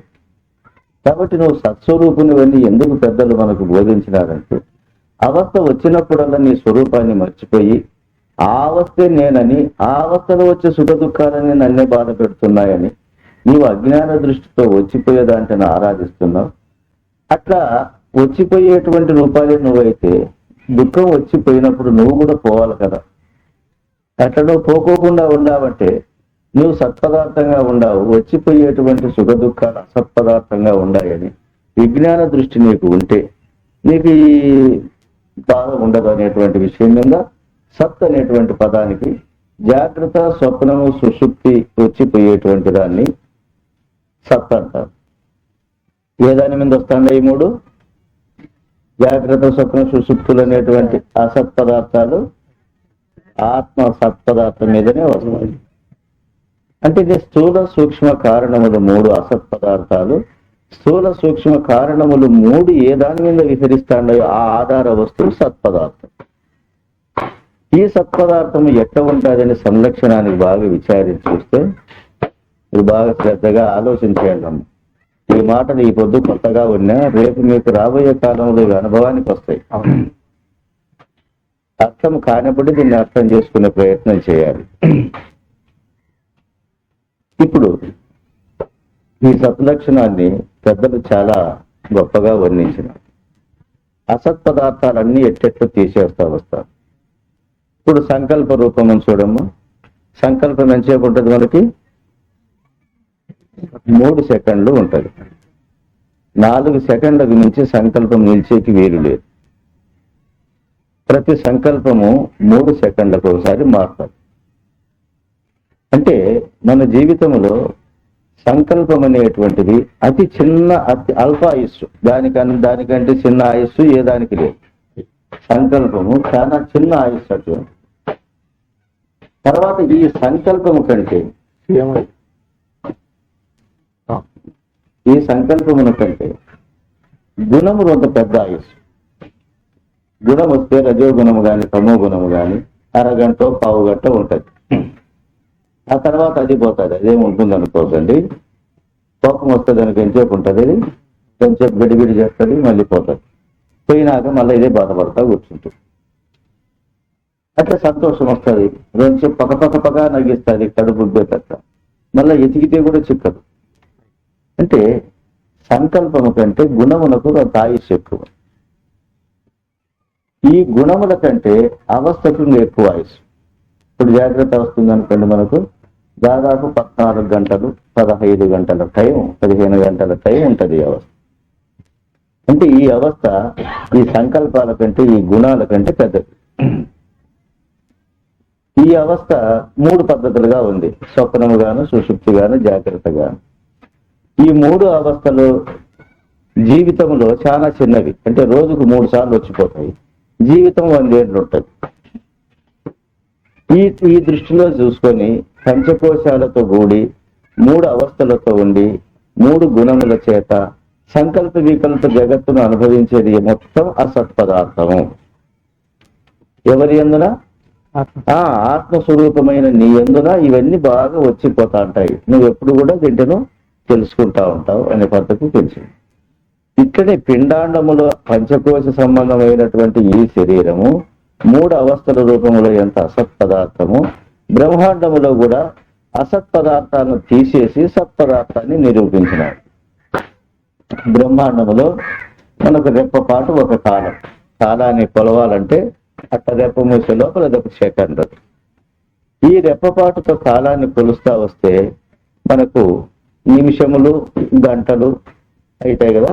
ఈ నిమిషములు గంటలు కలిగినటువంటి 12 గంటల కాలం ఒక పగలు, 12 గంటల కాలం ఒక రాత్రి. ఇవి దినప్రళయం. ఈ దినప్రళయాన్ని వారమునకు 7 ఉంటాయి కాబట్టి వారము దృష్టిలో చూస్తే దినము చాలా చిన్నది, అసత్పదార్థం. ఈ వారమును పక్షము దృష్టిలో, అమావాస్య పుణ్యాల దృష్టిలో చూస్తే ఇది చిన్నది, అది పెద్దది. అది మాసము దృష్టిలో చూస్తే పక్షము చిన్నది, ఋతువుల దృష్టిలో చూస్తే మాసము చిన్నది, అయినముల దృష్టిలో చూస్తే ఈ ఋతువులు చిన్నది. ఇట్లా మనకు 2 అయినములు అయితే 1 సంవత్సరం అయింది. ఇది సంవత్సర ప్రళయం, మళ్ళా మొదటికే వస్తుంది.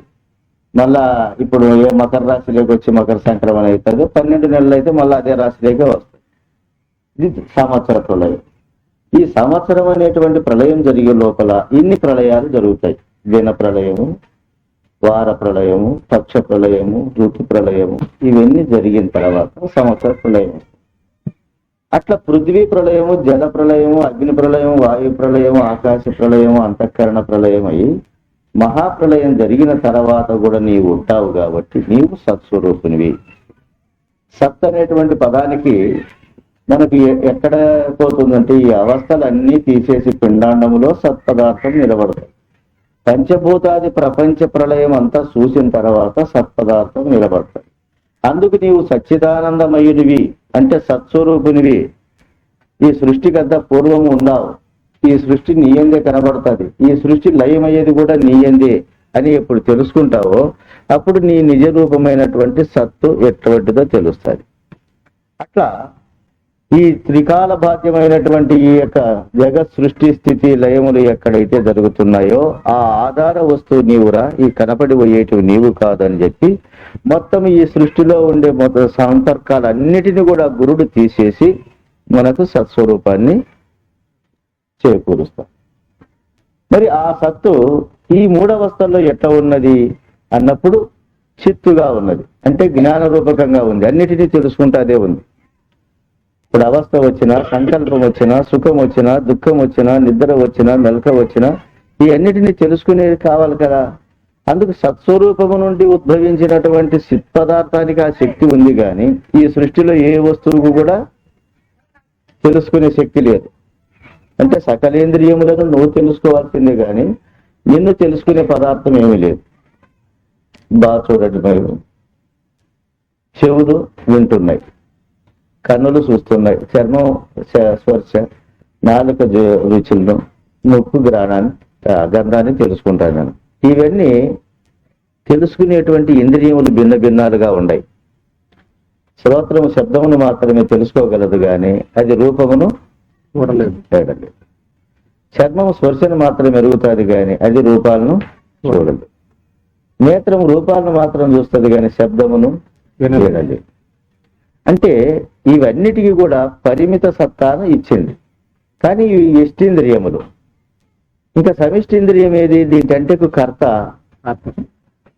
ఆ సమిష్టింద్రియమైనటువంటి తత్వం ఈ అన్నిటి లోపల నుండి కూడా గుర్తెరుగుతూ ఉంటుంది. అందువల్ల ఈ ఇంద్రియములు యతో వాచో నివర్తంతే అప్రాప్య మనసా సహా. వాక్కు గాని, చూపు గాని, మనస్సు గాని నిన్ను తెలుసుకోలేదంటే అవి జడములు. వాటన్నిటిని నీవు తెలుసుకోవాల్సిందే గాని నిన్ను తెలుసుకునే పదార్థం ఇందులో ఏ వస్తువుకు లేదు. అందువల్ల నాకు కంటికి కనపరాలేదని, ఆత్మ నాకు చెవులకు వినపరాలేదని అనే కాలం వచ్చినప్పుడు పెద్దలు ఏం చేసినారు? నీకు చెవులు వినపడేటట్టు చేస్తారా అని చెప్పని నాదాన్ని చూపించినారు చెవులు మూసి. ఓహో, దేవుడు బాగా శబ్దంగా ఉన్నాడు అనుకున్నాడు. కన్నులు ఒత్తి చిత్కలలు చూపించినాడు. ఓహో, దేవునికి బ్రహ్మాండమైన కళ ఉందయ్యా అని చెప్పాను. తర్వాత ఈ సోహంభావం అని కూతలు పెడతా అనేటువంటి దీంట్లో నీకు సమస్త గుణాలు ఎట్ట పుడతాండాయో చూడరా అని చెప్పి మనకు తారకాన్ని చెప్పిన. ఈ సమస్తం ఇట్లా పుట్టించుకుంది. ఇట్లా చూసి ఏమన్నదంటే, మరి వీటన్నిటిని నీవు తెలుసుకుంటున్నావా, నిన్ను ఏమని నీవు తెలుసుకుంటాండాయా అని అన్నాడు. అంటే ఇప్పుడు తానేమవుతున్నాడు?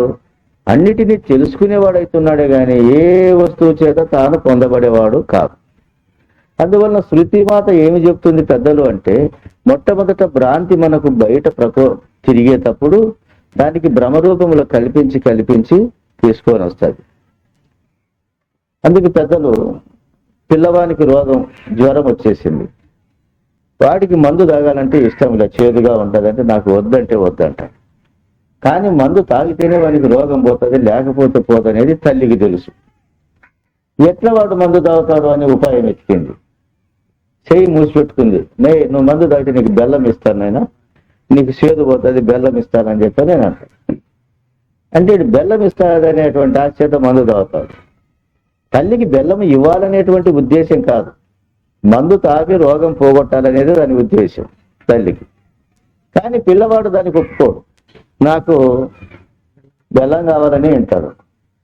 అది చేసి ఇంకా మందు తాగిన తర్వాత అట్లా ఎట్లా అమ్మ ఉత్త చేయి చూపిస్తుంది, బెల్లం ఇవ్వదు, ఏమి ఇవ్వదు. నన్ను అట్లన్నా ఇట్లానే అంటాడు. లేదు నాయన నీకు బాగా అవుతుంది, మళ్ళీ అన్ని తిందులే, బెల్లం తిందు, చక్కెర తిందు, ఎవరొద్దు అంటారు అని చెప్పానని తల్లి మళ్ళీ సమాధానం చెప్పి. అట్లా మనకు శృతి మాత ఏం చెబుతుందంటే, నీ స్వరూపం నీకు తెలియజెప్పాలనే దానికి ఉద్దేశం, పెద్దల యొక్క అనుభవానికి. కానీ నువ్వు దేవుణ్ణి పక్కన ఏడన్నా చూడాలా, ఎక్కడన్నా వినాలా, కొండలో ఉండాడో, గుట్టలో ఉండాడో, నదిలో ఉండాడో, అక్కడ పోయి ఆయన ఎతుకులాడాలని మనకంటారు. అట్లా తిప్పుతారు. తిప్పిన తర్వాత ఏం చేస్తారంటే, అంతర్గతంగా తిరుగునాయన ఇట్లా చూడరా, ఇట్లా ఆలోచన చేయి, పెద్దల మాట లేను అని చెప్తా వస్తుంది. ఎందుకంటే ఇవన్నీ నీకు భ్రాంతి రూపంతో జ్వరం వచ్చినట్లు వచ్చినటివే గాని స్వభావంగా వచ్చేటివే కాదు. ఆ భ్రాంతిని పోగొట్టాలనేటువంటి ఉద్దేశం చేత నేటి మహావాక్యములు అనేటువంటి మందును మనకు తినిపిస్తా వస్తాడు. అప్పుడు వీడేమవుతాడు? ఈ అన్ని సత్యము, అన్ని నిజమనేటువంటి భ్రమ అనే జ్వరం పోయి అప్పుడు స్వస్థత పొందుతాడు. నేను ఇటువంటి ఆత్మస్వరూపం. ఇప్పుడు ఇందులో ఈ శరీరంలో ఏదాన్నైనా నిన్ను తెలుసుకునే శక్తి ఉన్నాయా? అన్నిటినీ నీవే తెలుసుకోవాలి. కాబట్టి నీకు చిత్తు అని పేరు పెట్టింది శాస్త్రం. పెద్దలు ఏమన్నారు? అయ్యా జ్ఞాన రూపునివి నువ్వు బాహ్య ప్రపంచాన్ని ఎట్లా ఎరుగుతా ఉన్నావో ఈ శరీరాన్ని ఎరుగుతున్నావు. శరీరం లోపల కనిపించుకోకుండా పనిచేసేటువంటి గుణాలన్నిటినీ నీవే ఎరుగుతున్నావు. కాబట్టి నీ స్వయం ప్రకాశమైనటువంటి చిత్తు స్వరూపునివి, జ్ఞాన రూపినివి అన్నప్పుడు ఈయనకేమి నాకు దేవుడు కానరాలా, నాకు జ్యోతాగట్ల కానరాలా అనేటువంటివన్నీ కూడా మనకి మాయమైపోతాయి. ఎందుకంటే కనపడే స్థానంలోకి ఎప్పుడు కూడా ఆత్మ రాదు. ఆత్మ సూచ్య స్థానంలో ఉంటుందే తప్ప కనపడే స్థానానికి రాదు. ఎప్పుడు నేను ద్రష్టను అని తెలుసుకున్నావో అప్పుడు ఆత్మ తనకు గురువాక్యం చేత ప్రత్యక్షమే తప్ప కనబడేది కాదు. అట్లా ఆత్మను కనపడకోకుండా తన్ను తానుగా గుర్తెరిగేటువంటి లక్షణం మనకు చిత్తు అన్న. ఇప్పుడు ఆనందం నీకు స్వరూపం. నీకు ఆనందం పక్కన నుండి వచ్చేదేం కాదు. కానీ అదే ఆనందము నాకు పక్కన నుండి వస్తుందని మనం అనుకుంటున్నాం.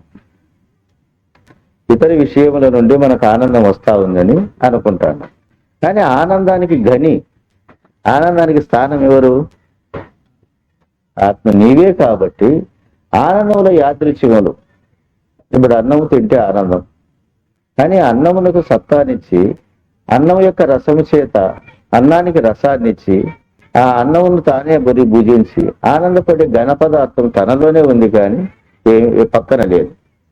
గామా విశేష భూతాన్ని ధారయామ్యహ మోజస పుష్టాన్ని సౌషధి సర్వే సోమో భూత్వ రసాత్మక. ముందు నేను ఈ అన్నమును ఎక్కడి నుండి సృష్టి చేస్తాను అన్నప్పుడు ఈ భూతములన్నిటినీ కలుపుకొని సూర్యచంద్రులను కలుపుకొని అన్నమును పుట్టించేటువంటి స్థానంలో ఆనంద రూపుడిగా నేనే ఉండాలి. అన్నమును పుట్టించాలంటే ముందు ఎవడను పుట్టిడు కదా, అన్నమును పుట్టించేవాడు తానే. 84 లక్షల జీవరాశులను పుట్టించేవాడు తానే. ఇంకా అన్నమును తినేవాడు ఎవరన్నా వస్తారా పరదేశం నుండి? తానే అవుతాడు. అందుకే అహం వైశ్వానరో భూత్వ ప్రాణినాం దేహమాశ్రిత ప్రాణాపాన సమాయుక్తం పచామ్యన్నం చతుర్విధం. అయ్యా, నేను వైశ్వానర రూపమైన జఠరాగ్నిగా ఉండాలి. ఈ 84 లక్షల జీవరాశుల్లో ఆ వైశ్వానర రూపమే నా రూపం. అదే ఈ సృష్టింపబడినటువంటి సకల పదార్థాలను నేనే అనుభవిస్తాను. పుట్టించే చోట ఆనందము, పోషించే చోట ఆనందము, అనుభవించే చోట ఆనందం. ఎవరికి దీని కర్త? అందువల్ల ఆనందం ఎక్కడుంది మనకి? నీ రూపమే, నీ స్వరూపమే ఉంది. మనమైతే ఎట్లా పక్కన ఉండాలని ఆనందం. అందుకే కుక్కను దృష్టాంతంగా చెప్పినారు పెద్దలు. ఒక బాగా ఎండిపోయి పారేసినటువంటి ఎముకను తీసుకొని పోయి కుక్క ఒక చోట కూర్చొని దాన్ని నమిలి నమిలి కొరికి కొరికి ఆనందంగా గంట సేపు అనుభవిస్తుంది. అన్న నిజముగా ఎముకలో ఏమన్నా ఉందా? ఏమన్నా ఉంటే మన వాళ్ళు పారేస్తారా? పారేరు కదా.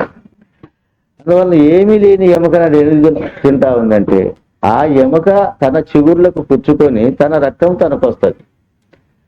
ఆ రక్తము ఆ ఎముక నుండి వస్తుందని భావించి అది ఆనందాన్ని అనుభవిస్తుంది. దానికి విజ్ఞానం ఇది నాదే ఆనందం, ఈ రక్తము నాదేననేటువంటి జ్ఞానం లేదు. కాబట్టి ఎముక నుండి ఆనందం నాకు వస్తుంది రసమని అది అనుకుందో, ఆ రకంగానే సర్వ ఆనందములకు, సర్వ సుఖాలకు, సర్వ దుఃఖాలకు నిలయమైనటువంటి నా స్వరూపాన్ని, ప్రజ్ఞాన ఘన ప్రత్యేకత స్వరూపమైనటువంటి తత్వాన్ని గుర్తెరగపోకుండా పక్కన ఆనందం ఉండాలనే దానికి కంటే ఇప్పుడు నేను సచ్చిదానంద స్వరూపుడను నేను అని తెలుసుకున్నప్పుడు నీకు ఈ ఆనంద లక్షణం బాగా తెలియదు. అందుకు చిత్తు అంటే అన్నిటినీ గుర్తిరిగే స్థానము. సత్తు అంటే ఈ సృష్టి స్థితి లయములు జరిగిన తర్వాత, అది జరగక పూర్వం తన స్థానం తనకు ఉన్నది కాబట్టి అది సత్తని. ఆ పదార్థమును తానుగా ఎప్పుడైతే అనుభవిస్తాడో అది తరగనటువంటి బ్రహ్మానందం అని చెప్పి నువ్వు ఎప్పుడు ఎలాగైనావంటే ఈ నేతి మహావాక్యముల చేత, ఈ నేతి మహావాక్యముల చేత పంచభూతములు నేను కాదని, 25 ఇంద్రియములు నేను కాదని, పంచకోశములు నేను కాదని, ఇన్నిటినీ ఎరిగేటి పరమాత్మ స్వరూపమైనటువంటి తత్వము నేనని ఎప్పుడు గుర్తెరుగుతావో అప్పుడు నీకు సచ్చిదానంద లక్షణం కలుగుతుంది. ఇది ఈ నేతి మహావాక్యములు ఎందుకు పెద్దలు చెప్పినారంటే, మన స్వరూపాన్ని మనకు దగ్గరగా తెలియజేసేదానికి, మనకు భ్రాంతి రూపంలో కనపడేదాటి అన్నిటినీ నిరసించేదానికి ప్రమాణముగా, సూత్రముగా మనకు ఈ వాక్యాన్ని తెలియజేసింది. ఏమో నేతి మహావాక్యాలు.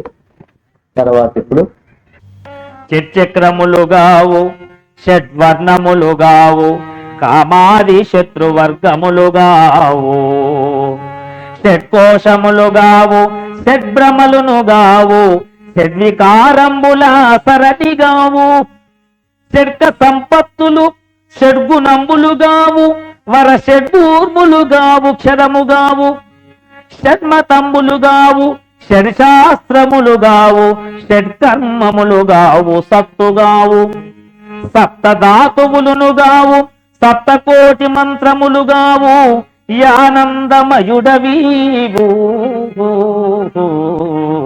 రమ్య గుణరామ భద్రాద్రిరామ పరశురామ నరసింహదాస సంరక్షిత.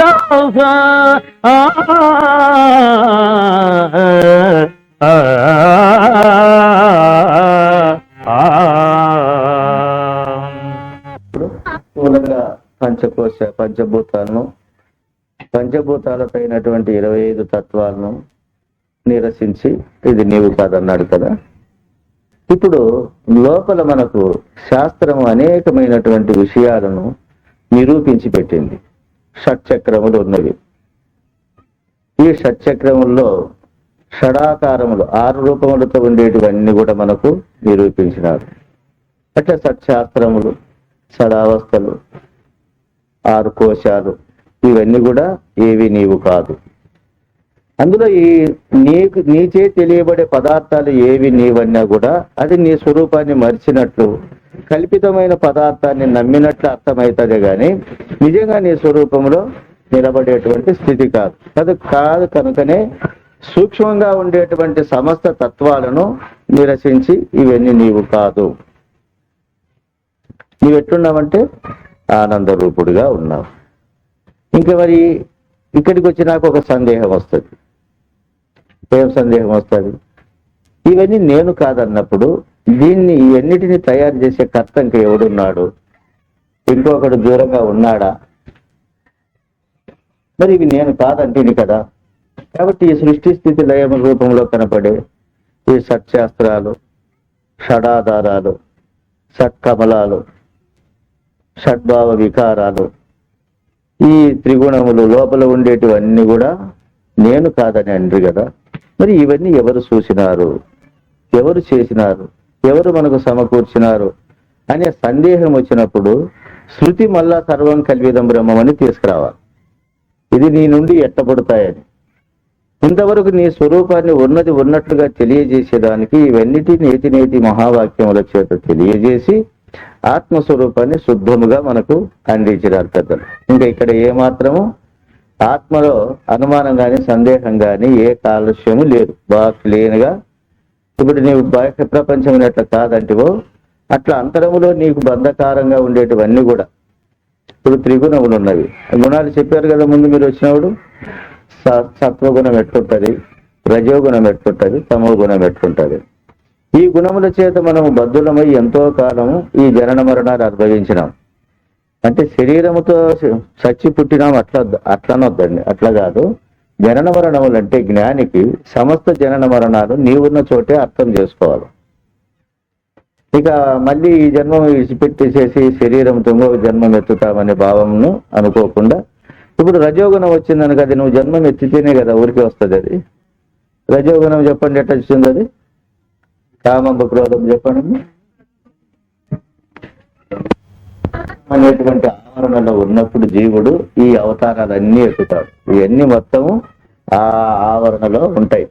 ఆ ఆవరణలో ఉండి ఎత్తి అవి నేనేననుకున్నాడు. కాబట్టి త్రిగుణములను విడిపించేటప్పుడు ఈ ఆవరణలో ఉండే గుణగణాలను దోషాలను చూపించి అప్పుడు వాటిని విడిపించినప్పుడు మనకు గుణదోషం పోతుంది, లేకపోతే ఆ గుణములు. మరి ఇప్పుడు దీనికి శరీరం విడిచిపెట్టి ఇంకొక శరీరం ఎత్తి అనుభవించాలనా? ఈ శరీరము లోపల ఉండి ఆ గుణములతో దీన్ని అనుభవించాలనా? అంటే నీకు ఈ అవతారాలన్నీ కూడా ఈ జనన మరణాలన్నీ కూడా నీకు ఈ త్రిగుణాత్మకమైన మాయ. శంకరానంద స్వామి అనేవాడు, నాయన ఈ మాయ దగ్గర ఒక మంత్రదండం ఉంది. ఆ మంత్రదండానికి 3 కోణాలు ఉన్నాయి. అది ఏ కోణం ఏ ముఖంతో కుట్టిందంటే అవన్నీ ఆ లోకం అంతా మనకు కనపడుతుంది. ఆ లోకములో విహరించి అలిసిపోయి మళ్ళా స్వస్థతకు రావాలంటే ఇట్లా ఉంటుంది అని చెప్పానండి. కాబట్టి ఈ త్రిగుణాత్మకమైన మాయ ఈ 3 గుణముల చేత ఎప్పుడూ కొట్టబడతా ఉంటుంది. ఆ కొట్టబడేటువంటి యొక్క లక్షణం చేత మనకు జనన మరణాలు వస్తూ ఉన్నాయి. ఈ జనన మరణాలతో మనకు బాధ ఉంది కానీ అక్కడ పంది జన్మం ఎత్తుతావు, కుక్క జన్మం ఎత్తుతావు అని అట్లంతా పోతే అది వచ్చినప్పుడు అది బాగానే ఉంటుంది రే స్వామి అనేవాడు ఉండవు. ఆ ఊర్లో ఒక ఆయన కేశవరెడ్డి, స్వామి మీరు పందులను కుక్కలను మిగతా జాతులందరినీ మీరు తిడతారే వేదాంతులు, ఏం సమయం పనికిమాలినట్టుగా, దాంట్లోకి పోతే అది కూడా బాగుంటుంది, దీంట్లోకి వచ్చినప్పుడు ఇది ఎట్లా బాగుందో దాంట్లోకి వచ్చినప్పుడు అది కూడా బాగుంటుంది అన్నాడు. అంటే మరి నువ్వు దాన్ని ఇప్పుడు ఎందుకు అసహించుకుంటున్నావప్ప? ఈ పందిని చూసి నీకు ఇప్పుడు విచారం చీచి ఇది బాగలేదు అంటున్నావు కదా. ఆ పంది జన్మ నాకు వస్తే అప్పుడు కూడా చీచి అంటారు కదా నన్ను. అందువల్ల దాన్ని ఈ జన్మను ఇప్పుడు చీచి అని అంటున్నాం కాబట్టి ఆ జన్మ రాకుండా చేసుకోవాలనే ఉద్దేశంతో అనాలే కానీ ఏదో నాకు ఈ జన్మం వచ్చింది ఆ జన్మను తిడతానంటే అది మంచిది కాదు కదా. కాబట్టి ఈ గుణసామ్యమైనటువంటి జన్మలే బంధహేతువులు అవుతాయి కానీ సహజమైనటువంటి జన్మలు అవేం బంధహేతువులు కాదు. కానీ ఆ జన్మలను చూపించి ముందు ఇక్కడికి తీసుకొచ్చుకోవాలి. దాంటి మీద విరక్తి పుట్టాలి. గాడిదై పుట్టి, కుక్కై పుట్టి, నక్కై పుట్టి అంటే ఇట్లా చెప్తే ఎన్నెన్ని చెప్పగలము? ఒక 20-30 చెప్తాము. అవుతుందా? 84 లక్షల రకాలు మనకు చెప్పేక అవుతుందా? కాదు కదా. కాబట్టి ఈ 84 లక్షల సృష్టి ఎట్లా ఎందుకు చెప్పినారు అంటే 8 ప్రకృతులు మనకు. భూమి రాపో నలో వాయు కం మనో బుద్ధి రేవచ అహంకారం ఇతీయమే భిన్న ప్రకృతి రక్షద.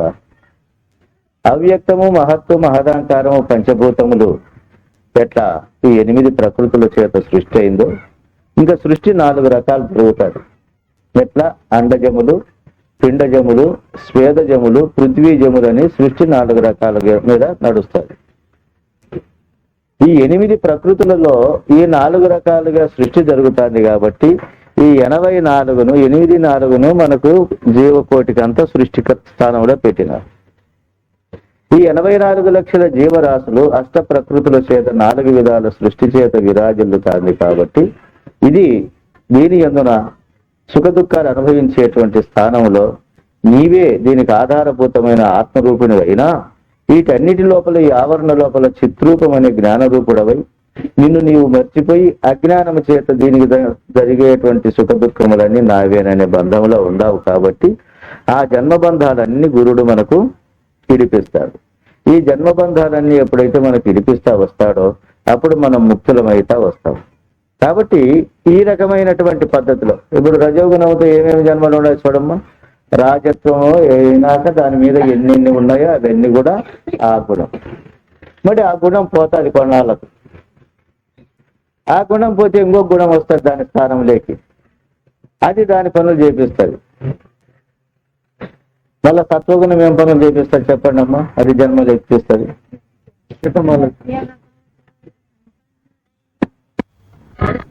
వస్తే సత్యము, వ్రతము, ఆచారము, తపస్సు, మౌనము, సత్శాస్త్ర చింతన, దైవ భక్తి ఇవన్నీ అవతారాలు ఎక్కిస్తా వస్తుంది. దీంట్లో కూడా స్వస్థత ఉండదు. కానీ తమో గుణాన్ని రజో గుణాన్ని జయించాలంటే ఇది రావాలి. ఇది వచ్చిన తర్వాతనే మనకు గమ్యం. ఇది విజయవాడ జంక్షన్ లాంటిది. ఎక్కడికైనా వెళ్ళొచ్చు, బంధానికి పోవచ్చు, మోక్షానికి పోవచ్చు.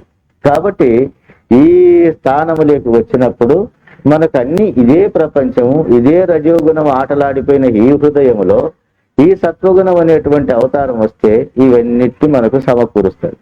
అప్పుడు మనము దాని మీద ముందరికి వెళ్ళేదానికి వీలవుతుంది. కాబట్టి ఇప్పుడు ఏమన్నారు? అన్ని రూపాలు కూడా నీవు కాదు అన్నారు. ఎందుకంటే ఇవన్నీ వచ్చిపోయేటివి కాబట్టి నిలకడగా ఉండే ఆత్మకు ఇవన్నీ స్థానములు కాదు, స్వరూపాలు కాదు, ఇవి కల్పితాలు. కల్పితమైనటువంటి భావాలను విడువబడేదానికి ఇట్లనే లోపల నీకు ఆ సత్శాస్త్రము, సద్భావ వికారాలు, సచ్చక్రాలు, మరి అష్టమదాలు, సప్తకోశాలు, కామక్రోధాదులు ఇవన్నీ కూడా నీవు కాదు. ఇవన్నీ కూడా నీ మీద వచ్చిపోయేటివి. కామం గాని, క్రోధము గాని, లోభము గాని, మోహం గాని, మదమ మాత్సర్యం ఎంతసేపు ఉంటాయమ్మా? ఏ వచ్చినా కొంచెం సేపు ఉండిపోయేటివి. కాబట్టి వచ్చిపోయేటివి నీవు కాదనేటువంటి పద్ధతిలో మనకు నేటి మహావాక్యముల చేత అంతర్బాహ్య ప్రపంచము నుండి, అంతర్బాహ్య గుణముల నుండి మన స్వరూపాన్ని శుద్ధమైనటువంటి పద్ధతిలో చేస్తాం. ఇప్పుడు ఇక్కడికి మనకు శుద్ధమైన ఎరుక వస్తాయి. అప్పుడు ఈ ప్రపంచం అంతా తానే అవుతాడు. ఇప్పుడు సర్వం కల్విదం బ్రహ్మం అనే పద్ధతిలోకి వచ్చినప్పుడు ఇవన్నీ ఇప్పుడు ఇక్కడ సందేహం వస్తుంది అన్నాం కదా. ఇవన్నీ నేను కాదంటే కదా, ఇవన్నీ ఎవరు చేసినారు, ఎవరి కోసం చేసినారు, ఎవరు అనుభవిస్తున్నారు అన్నప్పుడు నిన్ను మినహాయించి సృష్టికి కర్త లేడు కదా. కర్త లేడు కాబట్టి నీకు మళ్ళీ ఇప్పుడు ఎన్నిటికి నిన్నే కర్తను చేసి ఇవన్నీ చెప్తుంది. అయిపోయినా ఇది నేటి మహావాక్యం. ఇంకొక పద్యం ఉంది.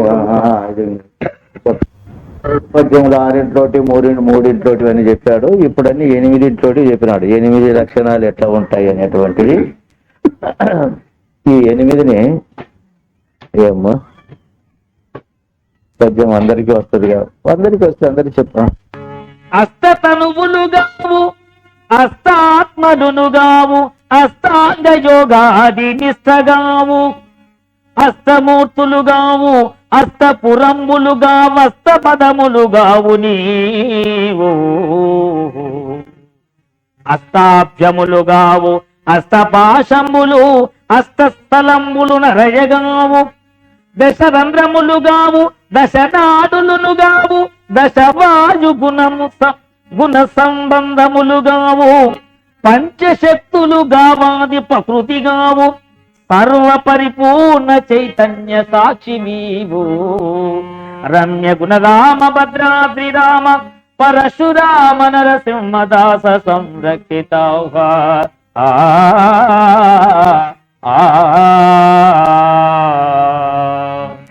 నాకు మంచిదే. ఎందుకంటే విద్య నేర్చిన తర్వాత అది దాని యొక్క లక్షణం అది ప్రదర్శించే వరకు ఆ గుణం అనగదు. మంచిది, దాని అది చెడ్డది కాదు, చెప్పాల్సింది. కానీ పద్యం పెద్దల అనుభవ రూపంలో తీసుకొచ్చి మనకి ఇచ్చినారు. మనం వాక్ రూపంలో మాత్రమే అది నేర్చుకోగలిగినాం. మళ్ళా అది అనుభవ రూపంలోకి రావాలంటే మళ్ళా పెద్దల దగ్గరే వినాలా. వినకపోతే మన కష్టమదాలంటే తెలుసు, ధనమదం, రూపమదం, యౌవనమదం, శీలమదం ఇట్లాంటివన్నీ చెప్తాం అనుకో అష్టమదాలంటే. కానీ ఇప్పుడు మనం అనుభవించే మదం ఏముంది? ఇప్పుడు మనం ఒక మదాన్ని అనుభవిస్తున్నాం కదా, ఆ మదము మనకు ఎట్లా బంధమైంది అని మనకు దగ్గరగా చూపిస్తారు. ఇప్పుడు ధనం వచ్చినప్పుడు ధనమదం ఉంది, రూపం వచ్చినప్పుడు రూపమదం ఉంది, యవనం వచ్చినప్పుడు యవన మదం ఉంది, రాజ్యం వచ్చినప్పుడు రాజ్యమదం ఉంది, తపస్సు చేసేటప్పుడు తపోమదం ఉంది, ఆచారం బాగా ఆచరించేటప్పుడు శీలమదం ఉంది. మరి ఇటువంటి మదాలన్నీ ఆ దశలు వచ్చినప్పుడు వస్తాండాయి. కానీ మరికి నిరంతరం మదాలు వచ్చేటివి చెప్తాయా? అవి చెప్పవు. అందుకు మనకు పృథ్వీ మదము, జలమదము, అగ్నిమదము, వాయుమదము, ఆకాశమదము, సూర్యమదము, చంద్రమదము, ఆత్మమదము అని 8 మదాలు నిరంతరం ఉంటాయి. అవన్నీ రాజ్యం వచ్చినప్పుడు వస్తుంది, రాజ్యమదం పోతుంది. యవనం వచ్చినప్పుడు వస్తుంది, యవన మదం పోతుంది. మరి ఈ మదములు మనకు ప్రతిరోజు కలుగుతా ఉన్నాయి కదా. వీటిపై బయట సంపదలు ఉన్నా మరికి నిరంతరం మదాలు వచ్చేటివి చెప్తాయా? అవి చెప్పవు. అందుకు మనకు పృథ్వీ మదము, జలమదము, అగ్నిమదము, వాయుమదము, ఆకాశమదము, సూర్యమదము, చంద్రమదము, ఆత్మమదము అని 8 మదాలు నిరంతరం ఉంటాయి. అవన్నీ రాజ్యం వచ్చినప్పుడు వస్తుంది, రాజ్యమదం పోతుంది. యవనం వచ్చినప్పుడు వస్తుంది, యవన మదం పోతుంది. మరి ఈ మదములు మనకు ప్రతిరోజు కలుగుతా ఉన్నాయి కదా. వీటిపై బయట సంపదలు ఉన్నా లేకపోయినా కూడా మనకు ఈ మదములు కలుగుతున్నాయి. అప్పుడు దేహభ్రాంతి విజృంభించి దేహ సంబంధమైనటువంటి పద్ధతిలో మనం మదానికి బానిసమయ్యి పృథ్వీ మదాన్ని అనుభవిస్తాం. దీని ఎందున తన ఆధిపత్యమే ఎక్కువ కోరుతారు. నేనే బాగుండాలి, నా యొక్క మాట వినాలా, నాదే ఉండాలా, శరీరం సౌకర్యంగా ఉండాలి, తిండి బాగా తినాలా, బాగా ఇట్లాంటి పనులు వస్తాయి. ఇక ఈ మదం అణిగిన తర్వాత వెంటనే జలమదం వస్తుంది.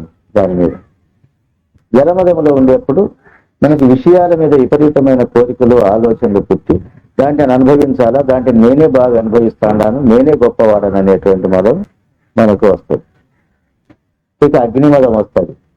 అగ్నిమదం వచ్చినప్పుడు ఇప్పుడు ఉండే వినోద కాలంలో సౌకర్యమైనటువంటివన్నీ కూడా నేనే అనుభవించాలా. టీవీలు కానీ, కంప్యూటర్లు కానీ, సినిమాలు కానీ, డ్రామాలు కానీ ఇవన్నీ కూడా ఈ దాని ఎందున ప్రవేశించి దాంట్లో ఉండేటువంటి సుఖదం ఆర్టర్ను కావాలి, డాక్టర్ను కావాలని ఎట్లా అనుకుంటుందో ఆ రకంగా ఇది ఒక్కొక్క మదము మన గుణములో వచ్చి తిష్ట చేసుకున్నాక గుణము, శరీరము, జీవుడు, ఆత్మ అన్ని దాని మాటంబడే పోవాలి, పక్కకు పోకూడదు. ఇక వాయుమదమ ప్రకోపిస్తుంది. వాయుమదం ప్రకోపించినప్పుడు శరీరం సౌష్టముగాను, శరీరం యొక్క పుష్టిగాను, బలముగాను, నిర్మలముగాను ఉండాలనేటువంటి ప్రయత్నం చేస్తారు.